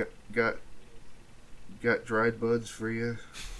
Five of them if you go kill that merchant for me. Yeah, but he's got 10. Why would I want your 5? I'll give you 10 buds. I'll give you a full pound if you don't kill me. Shit. All right. Yeah, it kind of those post-apocalyptic things I always find to be very interesting because, like Fallout in particular, they try to stick as close to they can or as close as they can to like actual science and how things would work. But of course, because of being a video game, you have to throw in your own your own little twist, like mutations and mutants and all that kind of stuff. But in real life, I wonder how something like that would actually play out because a nuclear explosion on a scale enough that would wipe out, let's say 3/4 of the human population would probably be enough to destroy the planet's atmosphere. I don't know if we could have like a Fallout-esque scenario without just total collapse of government without nuclear radiation. Unless it all comes afterwards, who knows? Well, like, if all goes to plan, I'd just be a ghoul. Kidding me? Yeah, that would. Put my mask on, water the wastes. Yeah, but I don't know if I'd want to live through all that. Like, I don't know if I'd want to live that long. I think in terms of like how to word it? Like I've been playing a ton of Fallout 4 recently, and I've been the minute somebody's like, "Hey, can I get some help?" I'm like, you know what? You need help. Let's figure it out. And so, like, I think that's what I would do is, like, if I ever became a ghoul, I'd just put the mask on and just go and help anybody who needed help. Well, would you do it the Minutemen way, or would you do it more like McCready? Like a mercenary, in a sense? I'd say Minutemen. Yeah. Because, sure, caps are nice, but, like, there's a certain ire that comes with it. It's like, oh shit, I can't help. Like, I can't pay you to help me. What do I do? Yeah. You got to have that moral compass that points you in the right direction. Yeah, and you know what? Fuck it. I'll double down. I'll establish the Minutemen. Yeah. I think if I was in a scenario like that to where it came down to it, because like you said, I'm the same way in Fallout. Like, oh, we're about to get raided. All right, I can hang out for 10 minutes. Well, I was chatting with my brother because I was running the photo I sent you with the metric ton of power armor that I have. You're over hoarding of armor, yeah. Yeah, and my brother and I came up with a brilliant idea to, like, I don't know how to do it, and I really want to figure it out, but how to add characters into Fallout as a mod, because I know exactly what I would do if, like, I want to add myself in, and I want to follow through on that ghoul mod, and like build a cult around power armor. Do you play Fallout on PC? I do. Okay, so I'm sure you know what the Nexus is, right? Okay, yes. So in the Nexus, they have like free open source resource packs that you can play with to build, a mod or work on mods like that. Oh shit. Well, like I think it would be like I found, well, I think I've balanced an item that I could create, like, based on the mask. If some player were to come by and just shoot me, like, you can get the mask, but, like, it's horribly irradiated, so if you put it on, you take radiation damage, but it does, like, buff your strength or damage. Oh, so it's like a shot of adrenaline every time you wear it. Yeah, so you have to, like, weigh, like, how much damage do you want to take just wearing it versus how much damage do you want to do. Are you kidding me? Pop 15 Rad-X, pop the mask on, hit it with a psycho, and then just go ballistic on everything. but then after it wears off, it's like, oh god, half my health's gone just to rage. Yeah. Ooh, even better. Add Nerd Rage to that. Yeah, Oh throw a Nerd yeah. Rage on there. Put the mask on. Some Rad-X, maybe a little Radaway and Psycho, and dude, you're gonna destroy the town. And like I had this idea of like, well, what would the missions be? It's like, okay, you do missions for like pieces of armor, but it's like the idea is like, well, why don't you wear the armor? It's like I'm not worthy. I can't Yeah, wear not it. yet. I haven't earned it. Yeah, so I'm just like peddling. Like I have a collection of armor, but it's all mine, and it's just like, you know what? I can't even wear it. I'm not worthy. I have to make good before I You can. could take the Fallout 76 approach and make it like level based, where you have to have a certain level, you have to have certain stats, and you have to have certain affiliations with so and so before you could wear it. Wait, that's how 76 does armor? Yeah, that's how they did their armor and weapons. It's level capped. At least it was when I was playing. Like to wear power armor, you had to be level Oh. 15, and for anything above a hunting rifle, you had to be like level 10. I don't know how to feel about that. Dude, I was It's so like upset when I got it. I like that really removes like the luck aspect of it. Yep. I had bought. Like, hey, I found a gun. Yeah, you just couldn't use it. I had a chest full of guns that I just could not use because I was not the right level. Like, I even had a full set of power armor, but I couldn't use it because I wasn't the right level. How how high is your level? Because like, so Hurricane, when I talked to her, she kind of persuaded me to buy it. I haven't bought it yet, but what level do you have to be to get power armor? I mean, unless they've changed it for, which I'm assuming they have, because when I first played it, it was, it was just the first release, Oh and yeah. if I think it was level 20, but Okay, that's I not would bad. assume that that's probably been nerfed down a little bit. Yeah, probably like Yeah, 15 or yeah. something. And Well, as you, I got a bone to pick I with was gonna say, if you Bethesda. said like, well, I was gonna say if you said like level 50, I'm like, then that just wipes out anybody on a lower Yeah, level. yeah, and there are players that will do that. Like if they are high enough level, they just come fuck your shit up, leave, and nothing you can do about it. I like I want to play it just for the collecting the power armor. Like I bought the season Mm-hmm. pass to play like Far Harbor and Nuka Mm-hmm. World and all that, and I've been doing the same thing in those DLCs. Uh, Hey, thanks for helping. Thanks for helping Far Harbor. I'm like, sure. Can you tell me where some power armor is, uh, please? is there power armor in Far Harbor? There is. There's like three three full suits. Okay. See, Far Harbor. There's the two Vim ones. There's two what now? There's Vim Oh, okay. Oh, that's right, ones. the Vim Cola ones. There's a bright green one, then there's the bright red one, and then there's like a suit of like T-45 at some lighthouse to the south. Okay. I'll have to go and check it out. Because the one that I remember always pissing me off because I never could collect all the star cores was the one at Nuka World.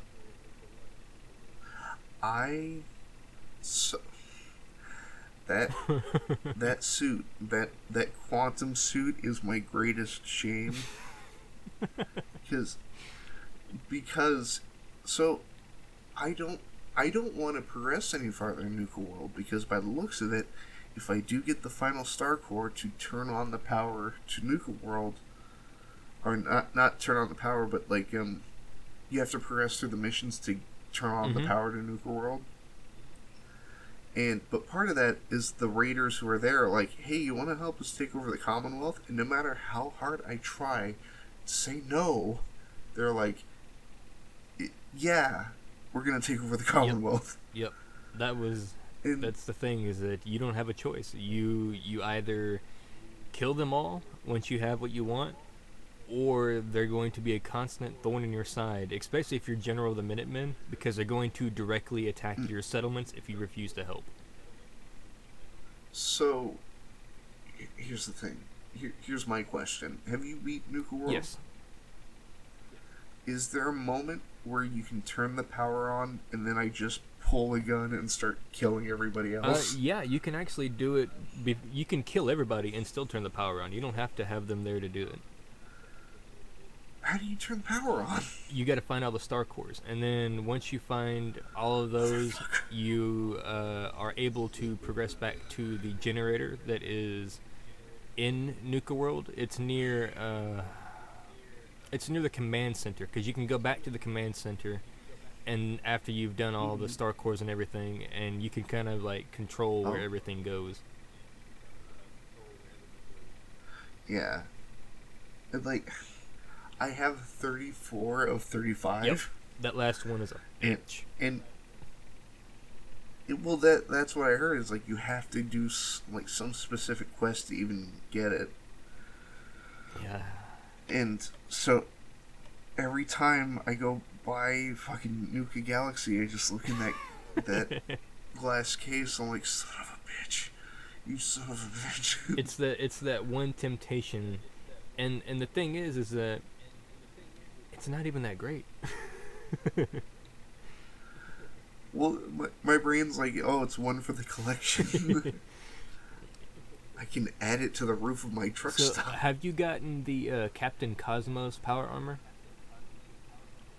I don't have I don't have enough Creation Club credits for that. See, I was a sucker because I was like, oh, that looks really cool.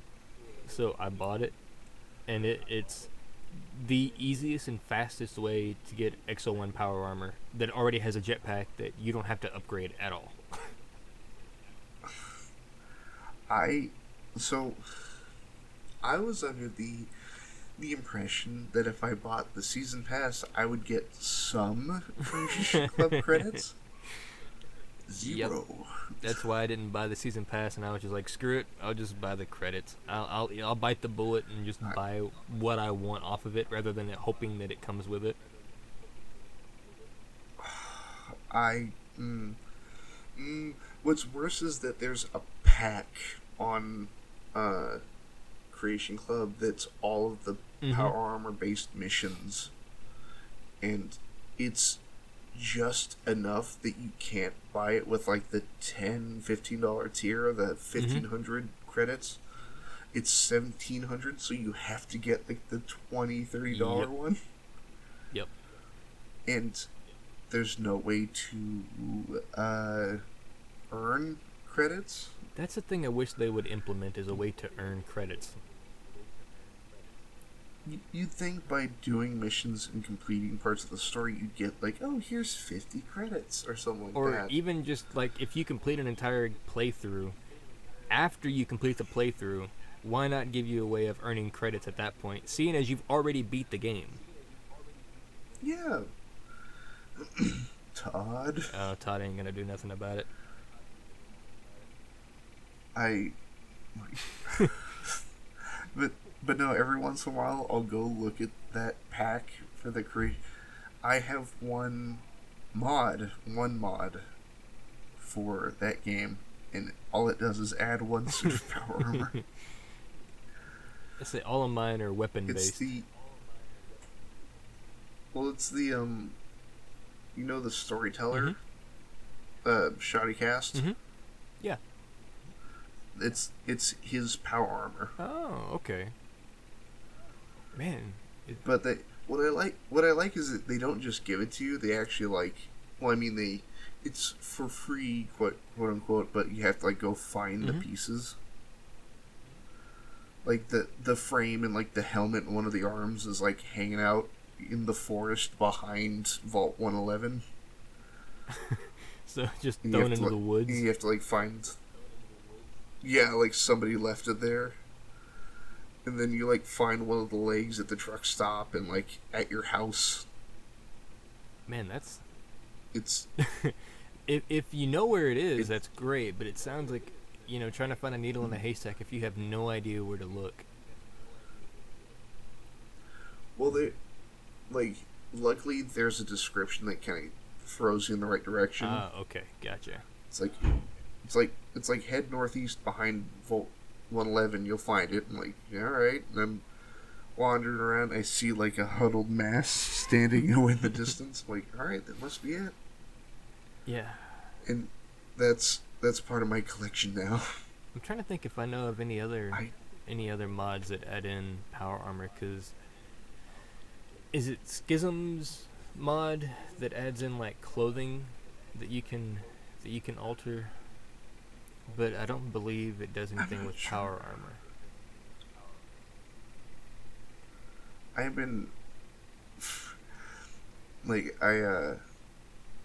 what was the thing?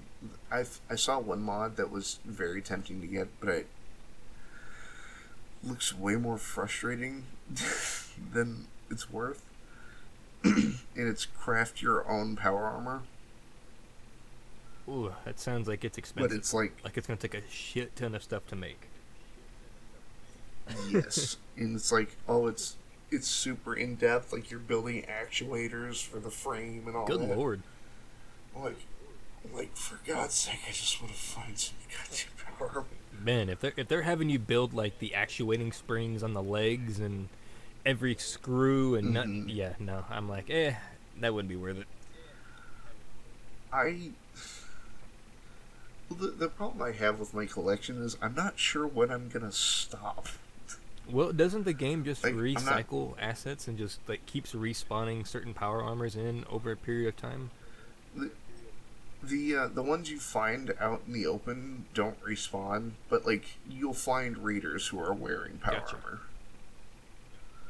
And I went and I found all of them on the map, the ones that are standing just by themselves. I made damn sure. I even double checked with the map.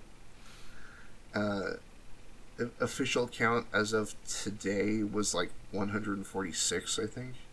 Oi. Yeah, I'm on my third layer. I've stacked them shoulder to shoulder, and then a staggered layer behind them. It's Once you create all of them like in a row, you're gonna have to build some kind of like monument to it.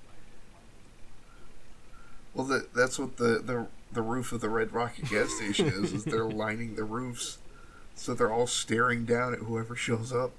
Oh, that'd be creepy. Imagine like walking into like this random gas station and then you just have this army of automaton-looking soldiers above you. Hundreds of empty armor staring down. Yeah. And none of them have fusion cores, so you can't take any of them. Yeah. Oh, I have good news for you. There is a more real version of a power armor that the military has been working on. I know. I've been looking at that. The weird like quote unquote Iron Man looking thing. Yeah, it's like some kind of weird Iron Man-esque exoskeleton that they're trying to produce that's supposed to like enhance your mobility and speed and strength and all that kind of stuff. I don't know if you're gonna have to go find it. Yeah, gonna have to wander around, show up in my vault suit. Hey, can I have that? Judging by how. Then when they're Go ahead. Then when they're not looking, just sneak up and unplug it, so they have to get out. All I'm gonna say is, judging by how serious they took the Area 51 meme, be careful.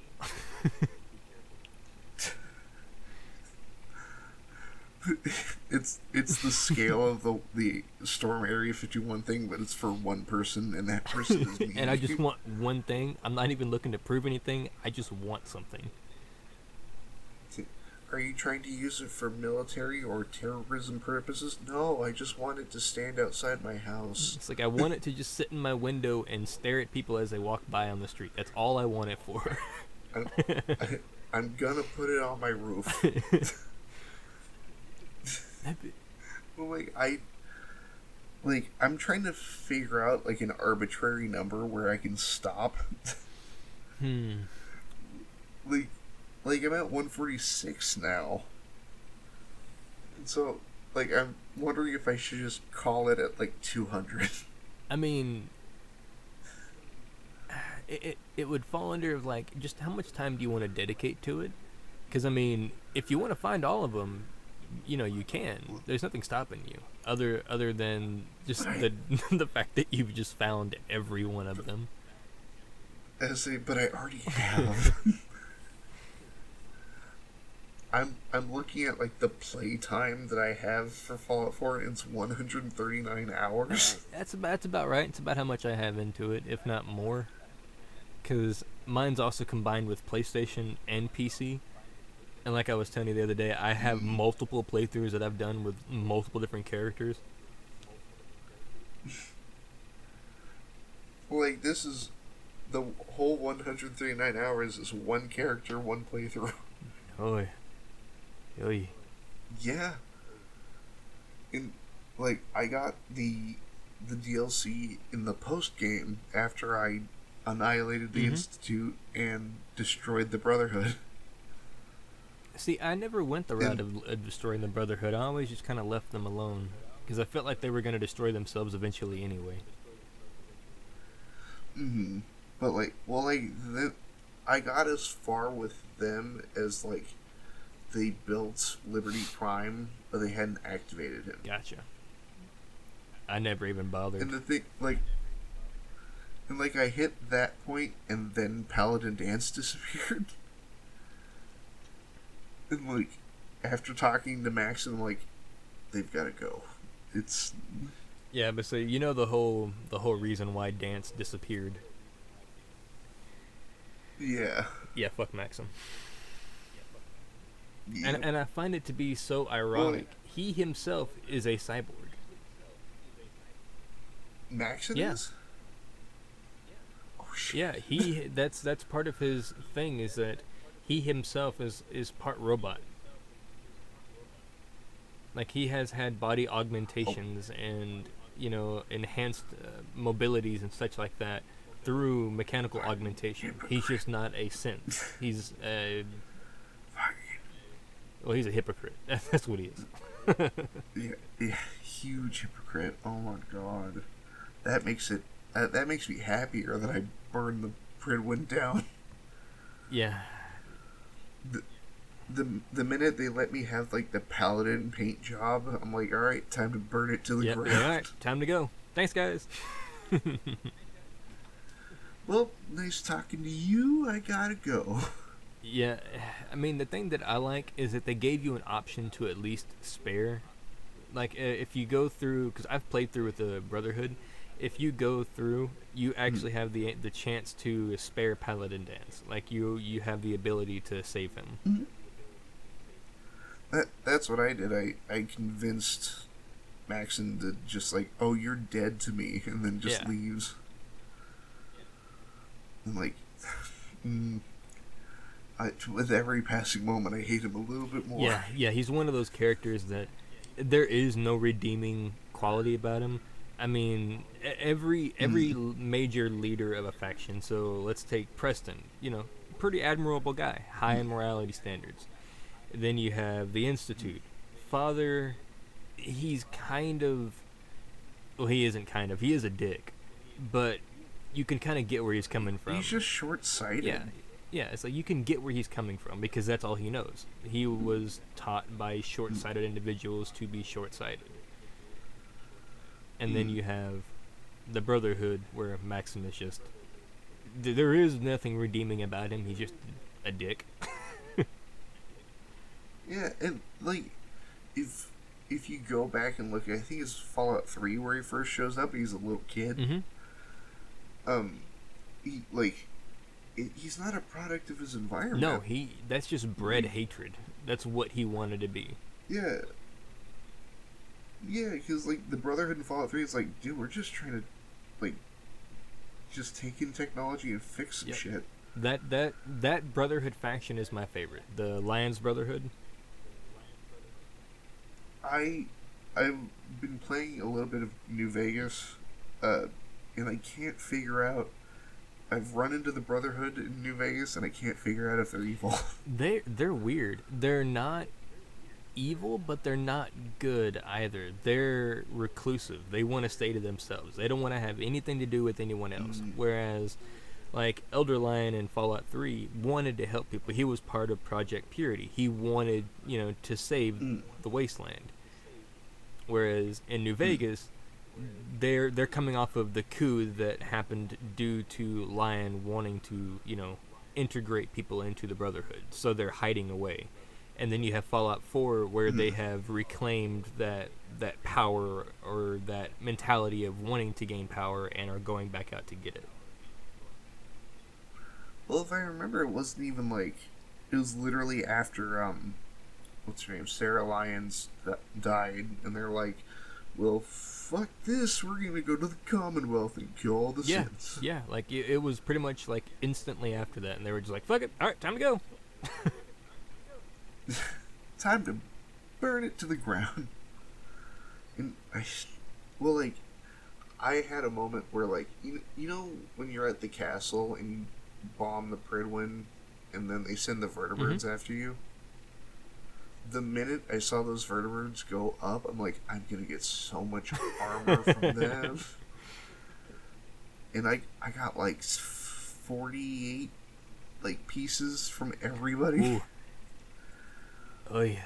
Talk about Well, digging through some rubble, man. well, there's That's a lot of dedication.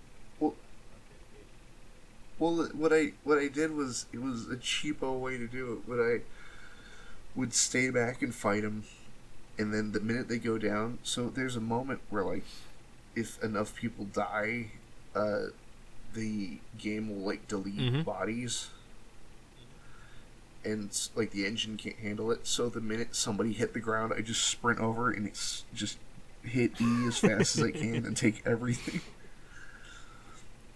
And like I then I pulled all the resources from like Sanctuary and everywhere I could find, and the Red Rocket gas station, and I repaired every single piece. Wee. That must have been one hell of a Yeah. task.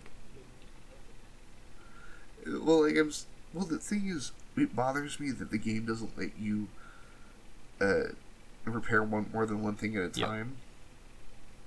You have to do it individually. So I put on a YouTube video on my second monitor and just Go like, ham. down T to repair, E to confirm, then down T E, down T Yep. E, down T. And when I scrolled up and down the list and nothing says repair anymore, I'm like, alright. And I built one steamer trunk and just put everything in the steamer I trunk. kind of wish that. I kind of wish that like. So, have you ever played or heard of a game called Satisfactory? Okay, No. so Satisfactory is kind of like Minecraft in a sense that it's a resource gathering game. But what it is, it's machinery. It's all automation. You build conveyor systems, you build smelteries, you build foundries, you build, it's all about building a functioning and working factory. That's what it is.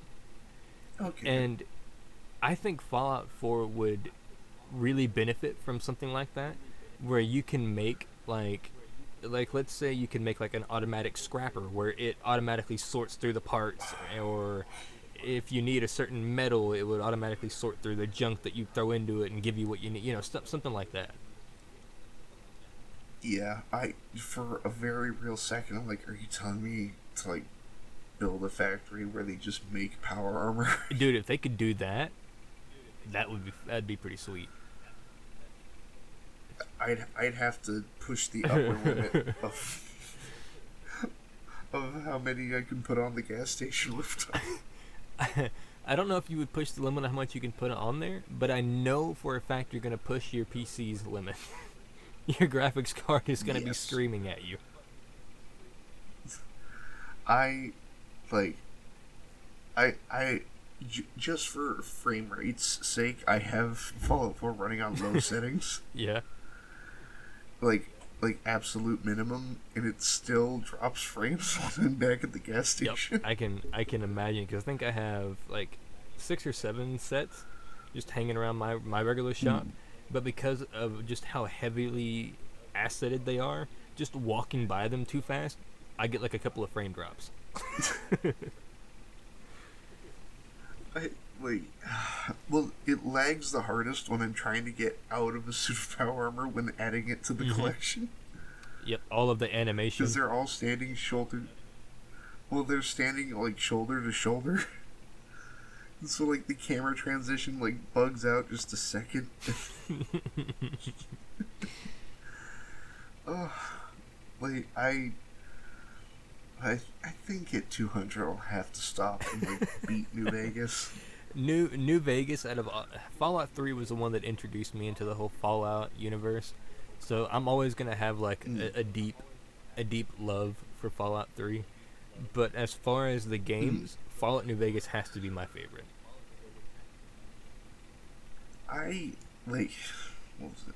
So like I played Fallout 3 when it came out, but I was I'd say too young to get it. Like that was 2008, Yeah, right? yeah. So I was 12. And I'm like, why am I looking for my dad in this wasteland? Who are these people? What's going on? This is dumb. But now I go back and I'm like, this is interesting, man. I loved it for the fact that while I got to explore around, I also got to. It was like reading an interactive book. It's like as I was going around, I Yeah. got to explore the lore behind everything that was going on, and I thought to me that was the most amazing thing ever because I've never played any RPG before, so I was like, oh, this is a thing that exists. Oh hell yeah, and it all went down there. Well, if I remember, my dad got it for me or something for one of my birthdays. And he's like, "This is neat. You should try it out." But he had played Fallout before. It's like, man, this is pretty violent. Like, yep, yeah, it is. Yeah. You bet. Yeah. Oh yeah, most violent video game ever. Yeah, I mean even though what was it? Grand Theft Auto San Andreas came out around the same time. Yeah, nah, no comparison. Well, Dead Space came out in 2008. Which one? Dead Space Yeah. 1. There's a lot of good games that And came out then. played that one too. Man, when did Halo 3 come out? Because I think it was around the same time frame. Oh god. That okay. That so apparently my dad was a huge fan of Halo, or used to be. And when Halo 3 came around, he like it's like when it's like now September 25th, 2007 by the looks of 2007. it. Okay. I Halo knew 3 it was came out. around then, but I couldn't get an exact date. But I remember when the trailer dropped, the CG trailer, and my dad's just like, on a Windows like Vista computer, and he's just like we gotta watch this. He's like sit down, we gotta watch this. Like, what's up? And I haven't played Halo up to that point, so I'm like, I don't know who that is, but this is pretty cool. Yeah. Man, I was. Three was my first Yeah, one, it was. man. It was mine too. And then I got sucked into the whole universe. And then after, I don't remember which one it was. Was it Halo 5 where Cortana died? I don't remember. Well, four. Whichever one that one was, that right there hit me the hardest as far as video games that I played at that point. And then I said, "Fuck Halo." Yeah, then 5 ruined it Yep. by making her a super villain. I was like, all right, I'm out. This is turning into like a weird Doom variant. I'm out. Do you ever watch Cat? No, I don't. He makes like documentary style videos on games and like Game Press and all this, and he has this wonderful way of editing where he'll show like what is ostensibly a bad idea and then immediately cut to that idea in action. Huh. It sounds like a really interesting But way of doing it. but using it as like proof that it's a bad Yeah, idea. yeah. To further, kind of validate his point. And so when Halo 4 came around, that was the transition from Halo being made by Bungie to Halo being made by 343. Mm-hmm. And so that's why there was a huge art shift, and his Chief's armor changed, and Cortana looks different, and all this. Yeah, she went from being this digital body to, oh, that lady's actually kind of hot now. What happened? There was a lot of detail. Yeah. Why is there so much? Yeah, detail? it's like you know how young these kids are that are playing this game. Why did you do this to us? Excuse me, but I was watching one of Chromecast videos on Halo 5, and they cut back to like old.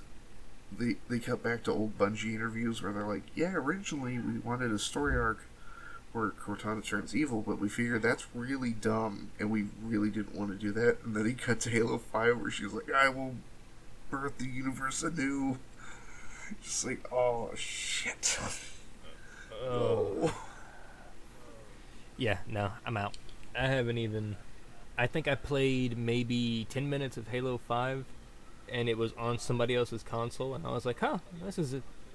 Alright, whatever. And then I went to something else. For all the faults that Halo 5 has, it presents an interesting idea in one part, which is Chief himself, and it's the idea of like trauma. Because like it's presented throughout the series that like the Spartan project does take a horrible toll on your psyche. Mm-hmm. Yeah. And like he's essentially like through parts like very small moments he's meeting essentially like ghosts of his past, like things that are haunting him. And I'm fine with that, like meeting Halsey, you know what I mean? Because Halsey's the one who picked him out and had him go into the Spartan program. Yeah. And I'm like, that's interesting, but I hadn't caught up on Halo 5 yet, and so my little brother, accidentally spoiled that for me. Like, I just downloaded it, started up the game, and my brother walks into the room and goes, hey, isn't this the one where Halsey comes back? You bastard. I don't know. I mean, for me, it was kind of like they always gave him, I guess, hero status, and to see that kind of taken away and transformed into something different, for me, it kind of ruined it. You know, because not only that, but from what I can gather, like I said, I refuse to play it, but from what I can gather, from what I've heard, is that like you said, it's kind of like the toll that being, a Spartan or whatever you want to call him, being the chief or whatever, can have such a toll on somebody. But then you basically turn him into a villain, so you're villainizing everything that he did. I have some news for What's you. That? Since you didn't play it. So the marketing for Halo 5 was like, oh, Chief has gone rogue and we gotta find him and all this, right? And, Locke pointing the gun at Chief and like, oh, you're coming in, sir. That specific plot point is wrapped up in literally one fist fight. So you're telling me that my perception of the game all these years have been off of a lie?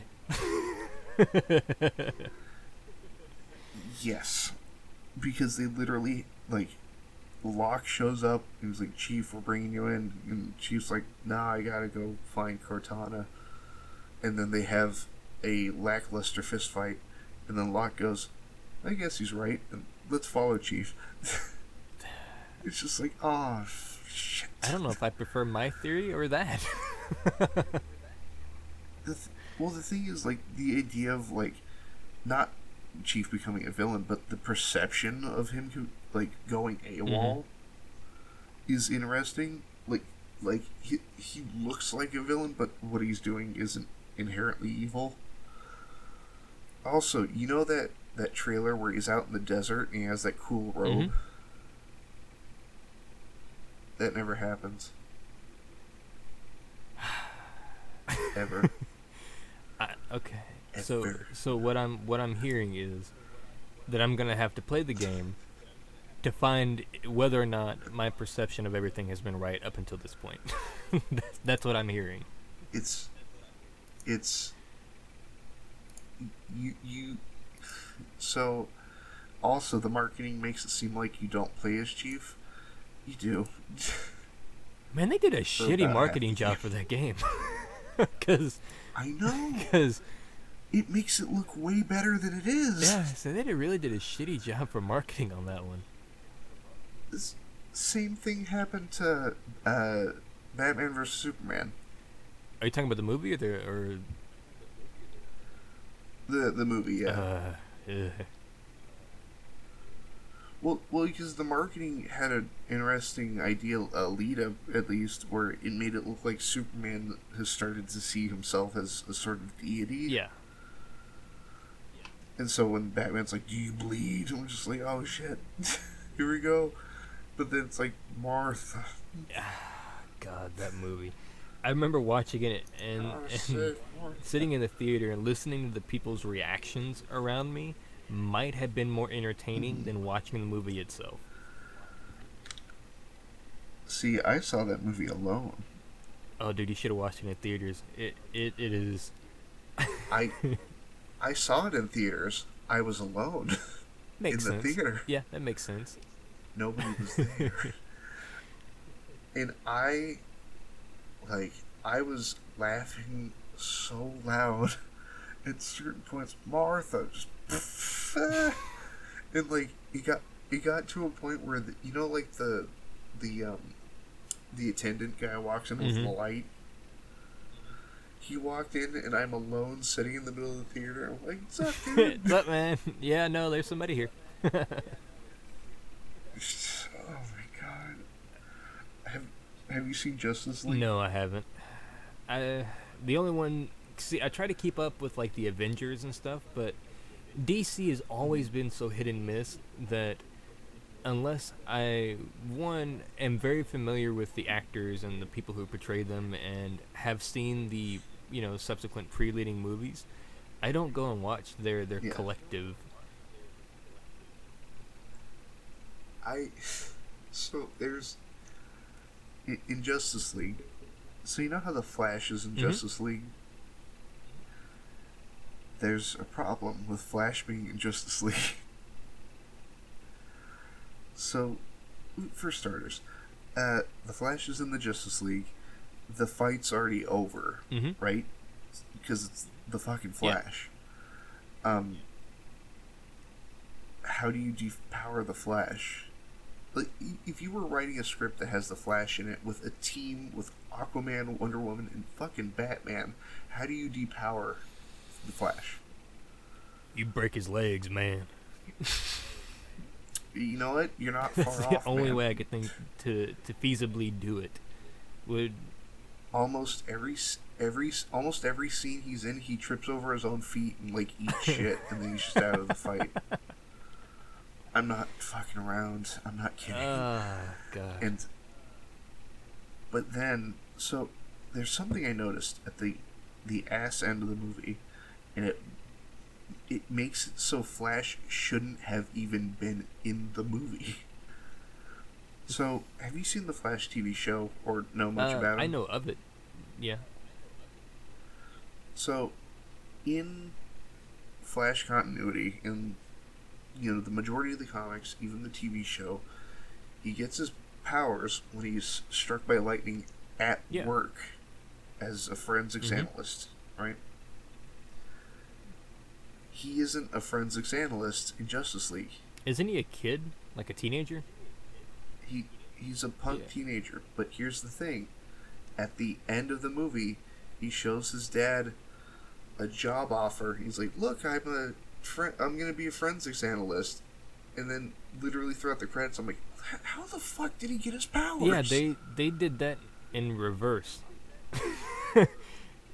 and then what's even weirder is they don't say how he got his powers. They never show it. He just has them.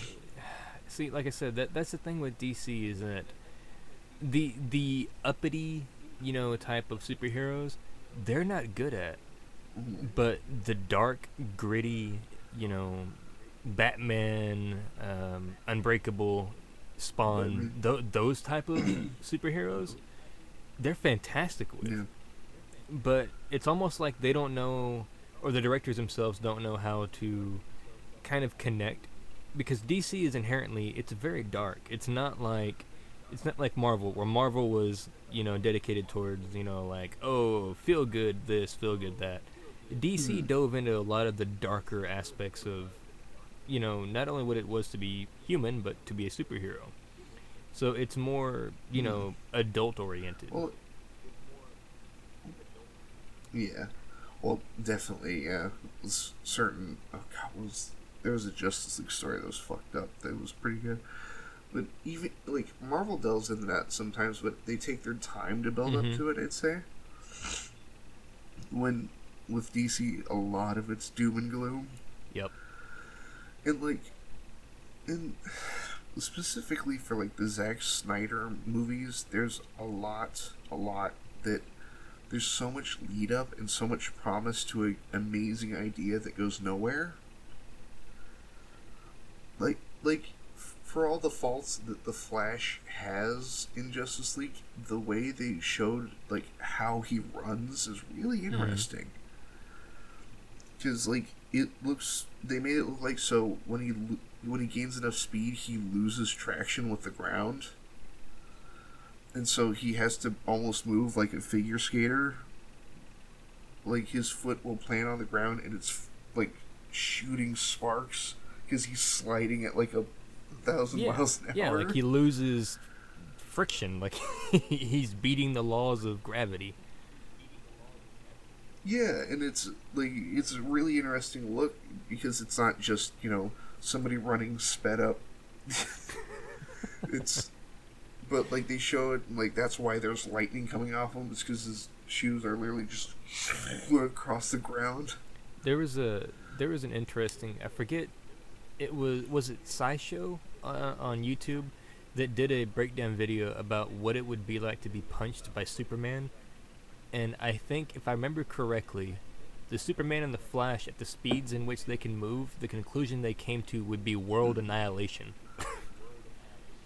Yeah, the infinite mass punch. Because if they're able to move at the speeds in which they can, which is either as fast as light, or depending on which source you're getting at, sound, either way, if you come into contact with something, you can start like splitting atoms. And you're gonna create like nuclear fission. Well, that killed me in the Flash TV show where he punches somebody at Mach 1. He's gonna explode. And yeah, but all that's like, oh no, I broke my arm. And like, you're fucking dead. Yeah, whatever you hit him with, and whatever you hit, are both just gonna explode. They're just gonna be meat pies everywhere. Just a fine red mist. That's it. That's the only thing that can survive. Well, that's weirdly enough. That's why I think the Avengers 2 version of Quicksilver did it the best with like the mass and acceleration. Because when you watch him hit something, he's not hitting it hard. He's like love tapping it, but he's moving so fast that it's just annihilating whatever he's hitting. Well, I mean, you would kind of have to do it that way to stick to any. If you want to, excuse me, if you want to stick to any kind of realism, I mean, that's kind of how you would almost have to do it. Because if you like Superman or Quicksilver or Flash or anybody like that, if they are hitting something at the speeds in which they're moving, you're not going to be able to see it. All you're going to see is just an explosion of red mist and one of them flying in the other direction. That's it.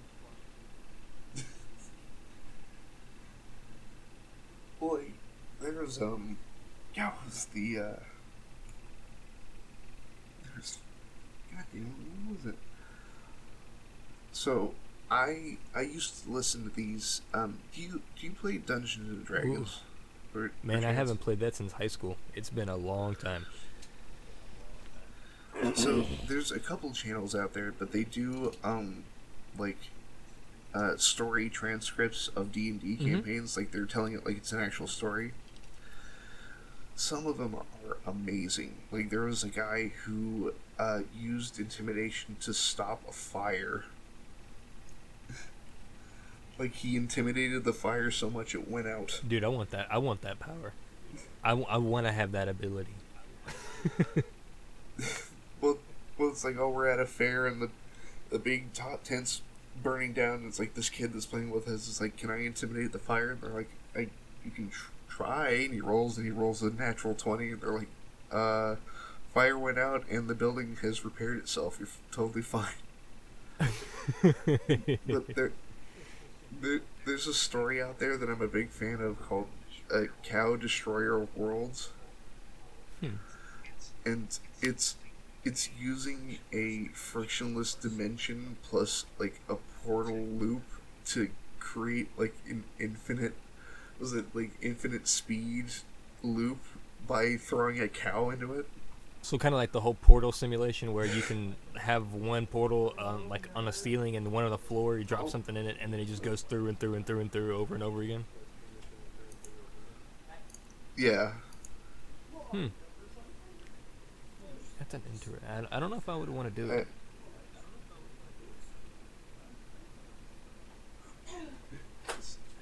Well, there was the they were using the cow to destroy like a castle. They were just trying to knock down a wall, but like they said like they threw a rock through it first and it blew a small hole into the into the wall of the castle, but then they threw the cow in and let it fall for like 3 days. so it gained a hilarious like inordinate amount of insane amount of velocity, so it just annihilated the planet. The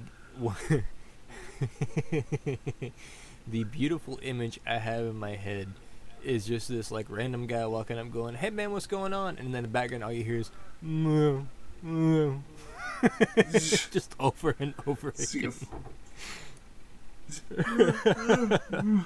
That's the image I have in my head. Just two guys drinking a cup of coffee. "Hey man, so how fast you going today?" All you see is a streak of like white and black. Just the sound that's playing in my head. I have to mess with Audacity. Like I'll get a cow sound, and I'll edit it, and then I'll send it to you just so you can get an idea what sound is playing in my head. I think I know now what the background for this this episode should be. The perpetual cow portal. Or was it Whimsy Shire from Diablo 2? Did you ever play Diablo? I tried it. The top-down game view always kind of messed with me. Like I didn't like it too much. Well, there was. It's like when the first game came out. I believe there was a running gag that's like, "Oh, there's a secret like cow level where you can go to," and then the devs are like, "No, there isn't. Fucking stop!" And then Diablo 2 came out, and they doubled down. Well, at that point, you just have to put in a secret cow level. Well, like, if I remember, it's like cows standing on their hind legs, and they have like battle axes. So it's like fighting a minotaur. Yeah. But I think with that we are hitting the 2.5 hour mark. I think with that we'll bring this to a close. Oh, we're gonna end on the perpetual cow. Yeah, we're the was it the infinite? You know how Superman has the infinite mass punch? Yeah. Infinite mask bovine. That could be your our new Twitter name. Infinite mask bovine. Just have that as like, all right, man. So you're gonna get it for this week. I get it next week, and nobody's gonna have any idea unless they made it this far into the video. It's just a picture of like a hamburger with like lightning coming off of it. Oh man. With that amazing image, we'll bring this to a close. Thank you so much for coming on. I had a blast. I have one last question for you before we close this out. If asked, would you be open to coming back for another interview? Man, absolutely. I've had a blast. Fantastic. Thank you again, Weekly, and thank you at home for sticking around to the end of this interview.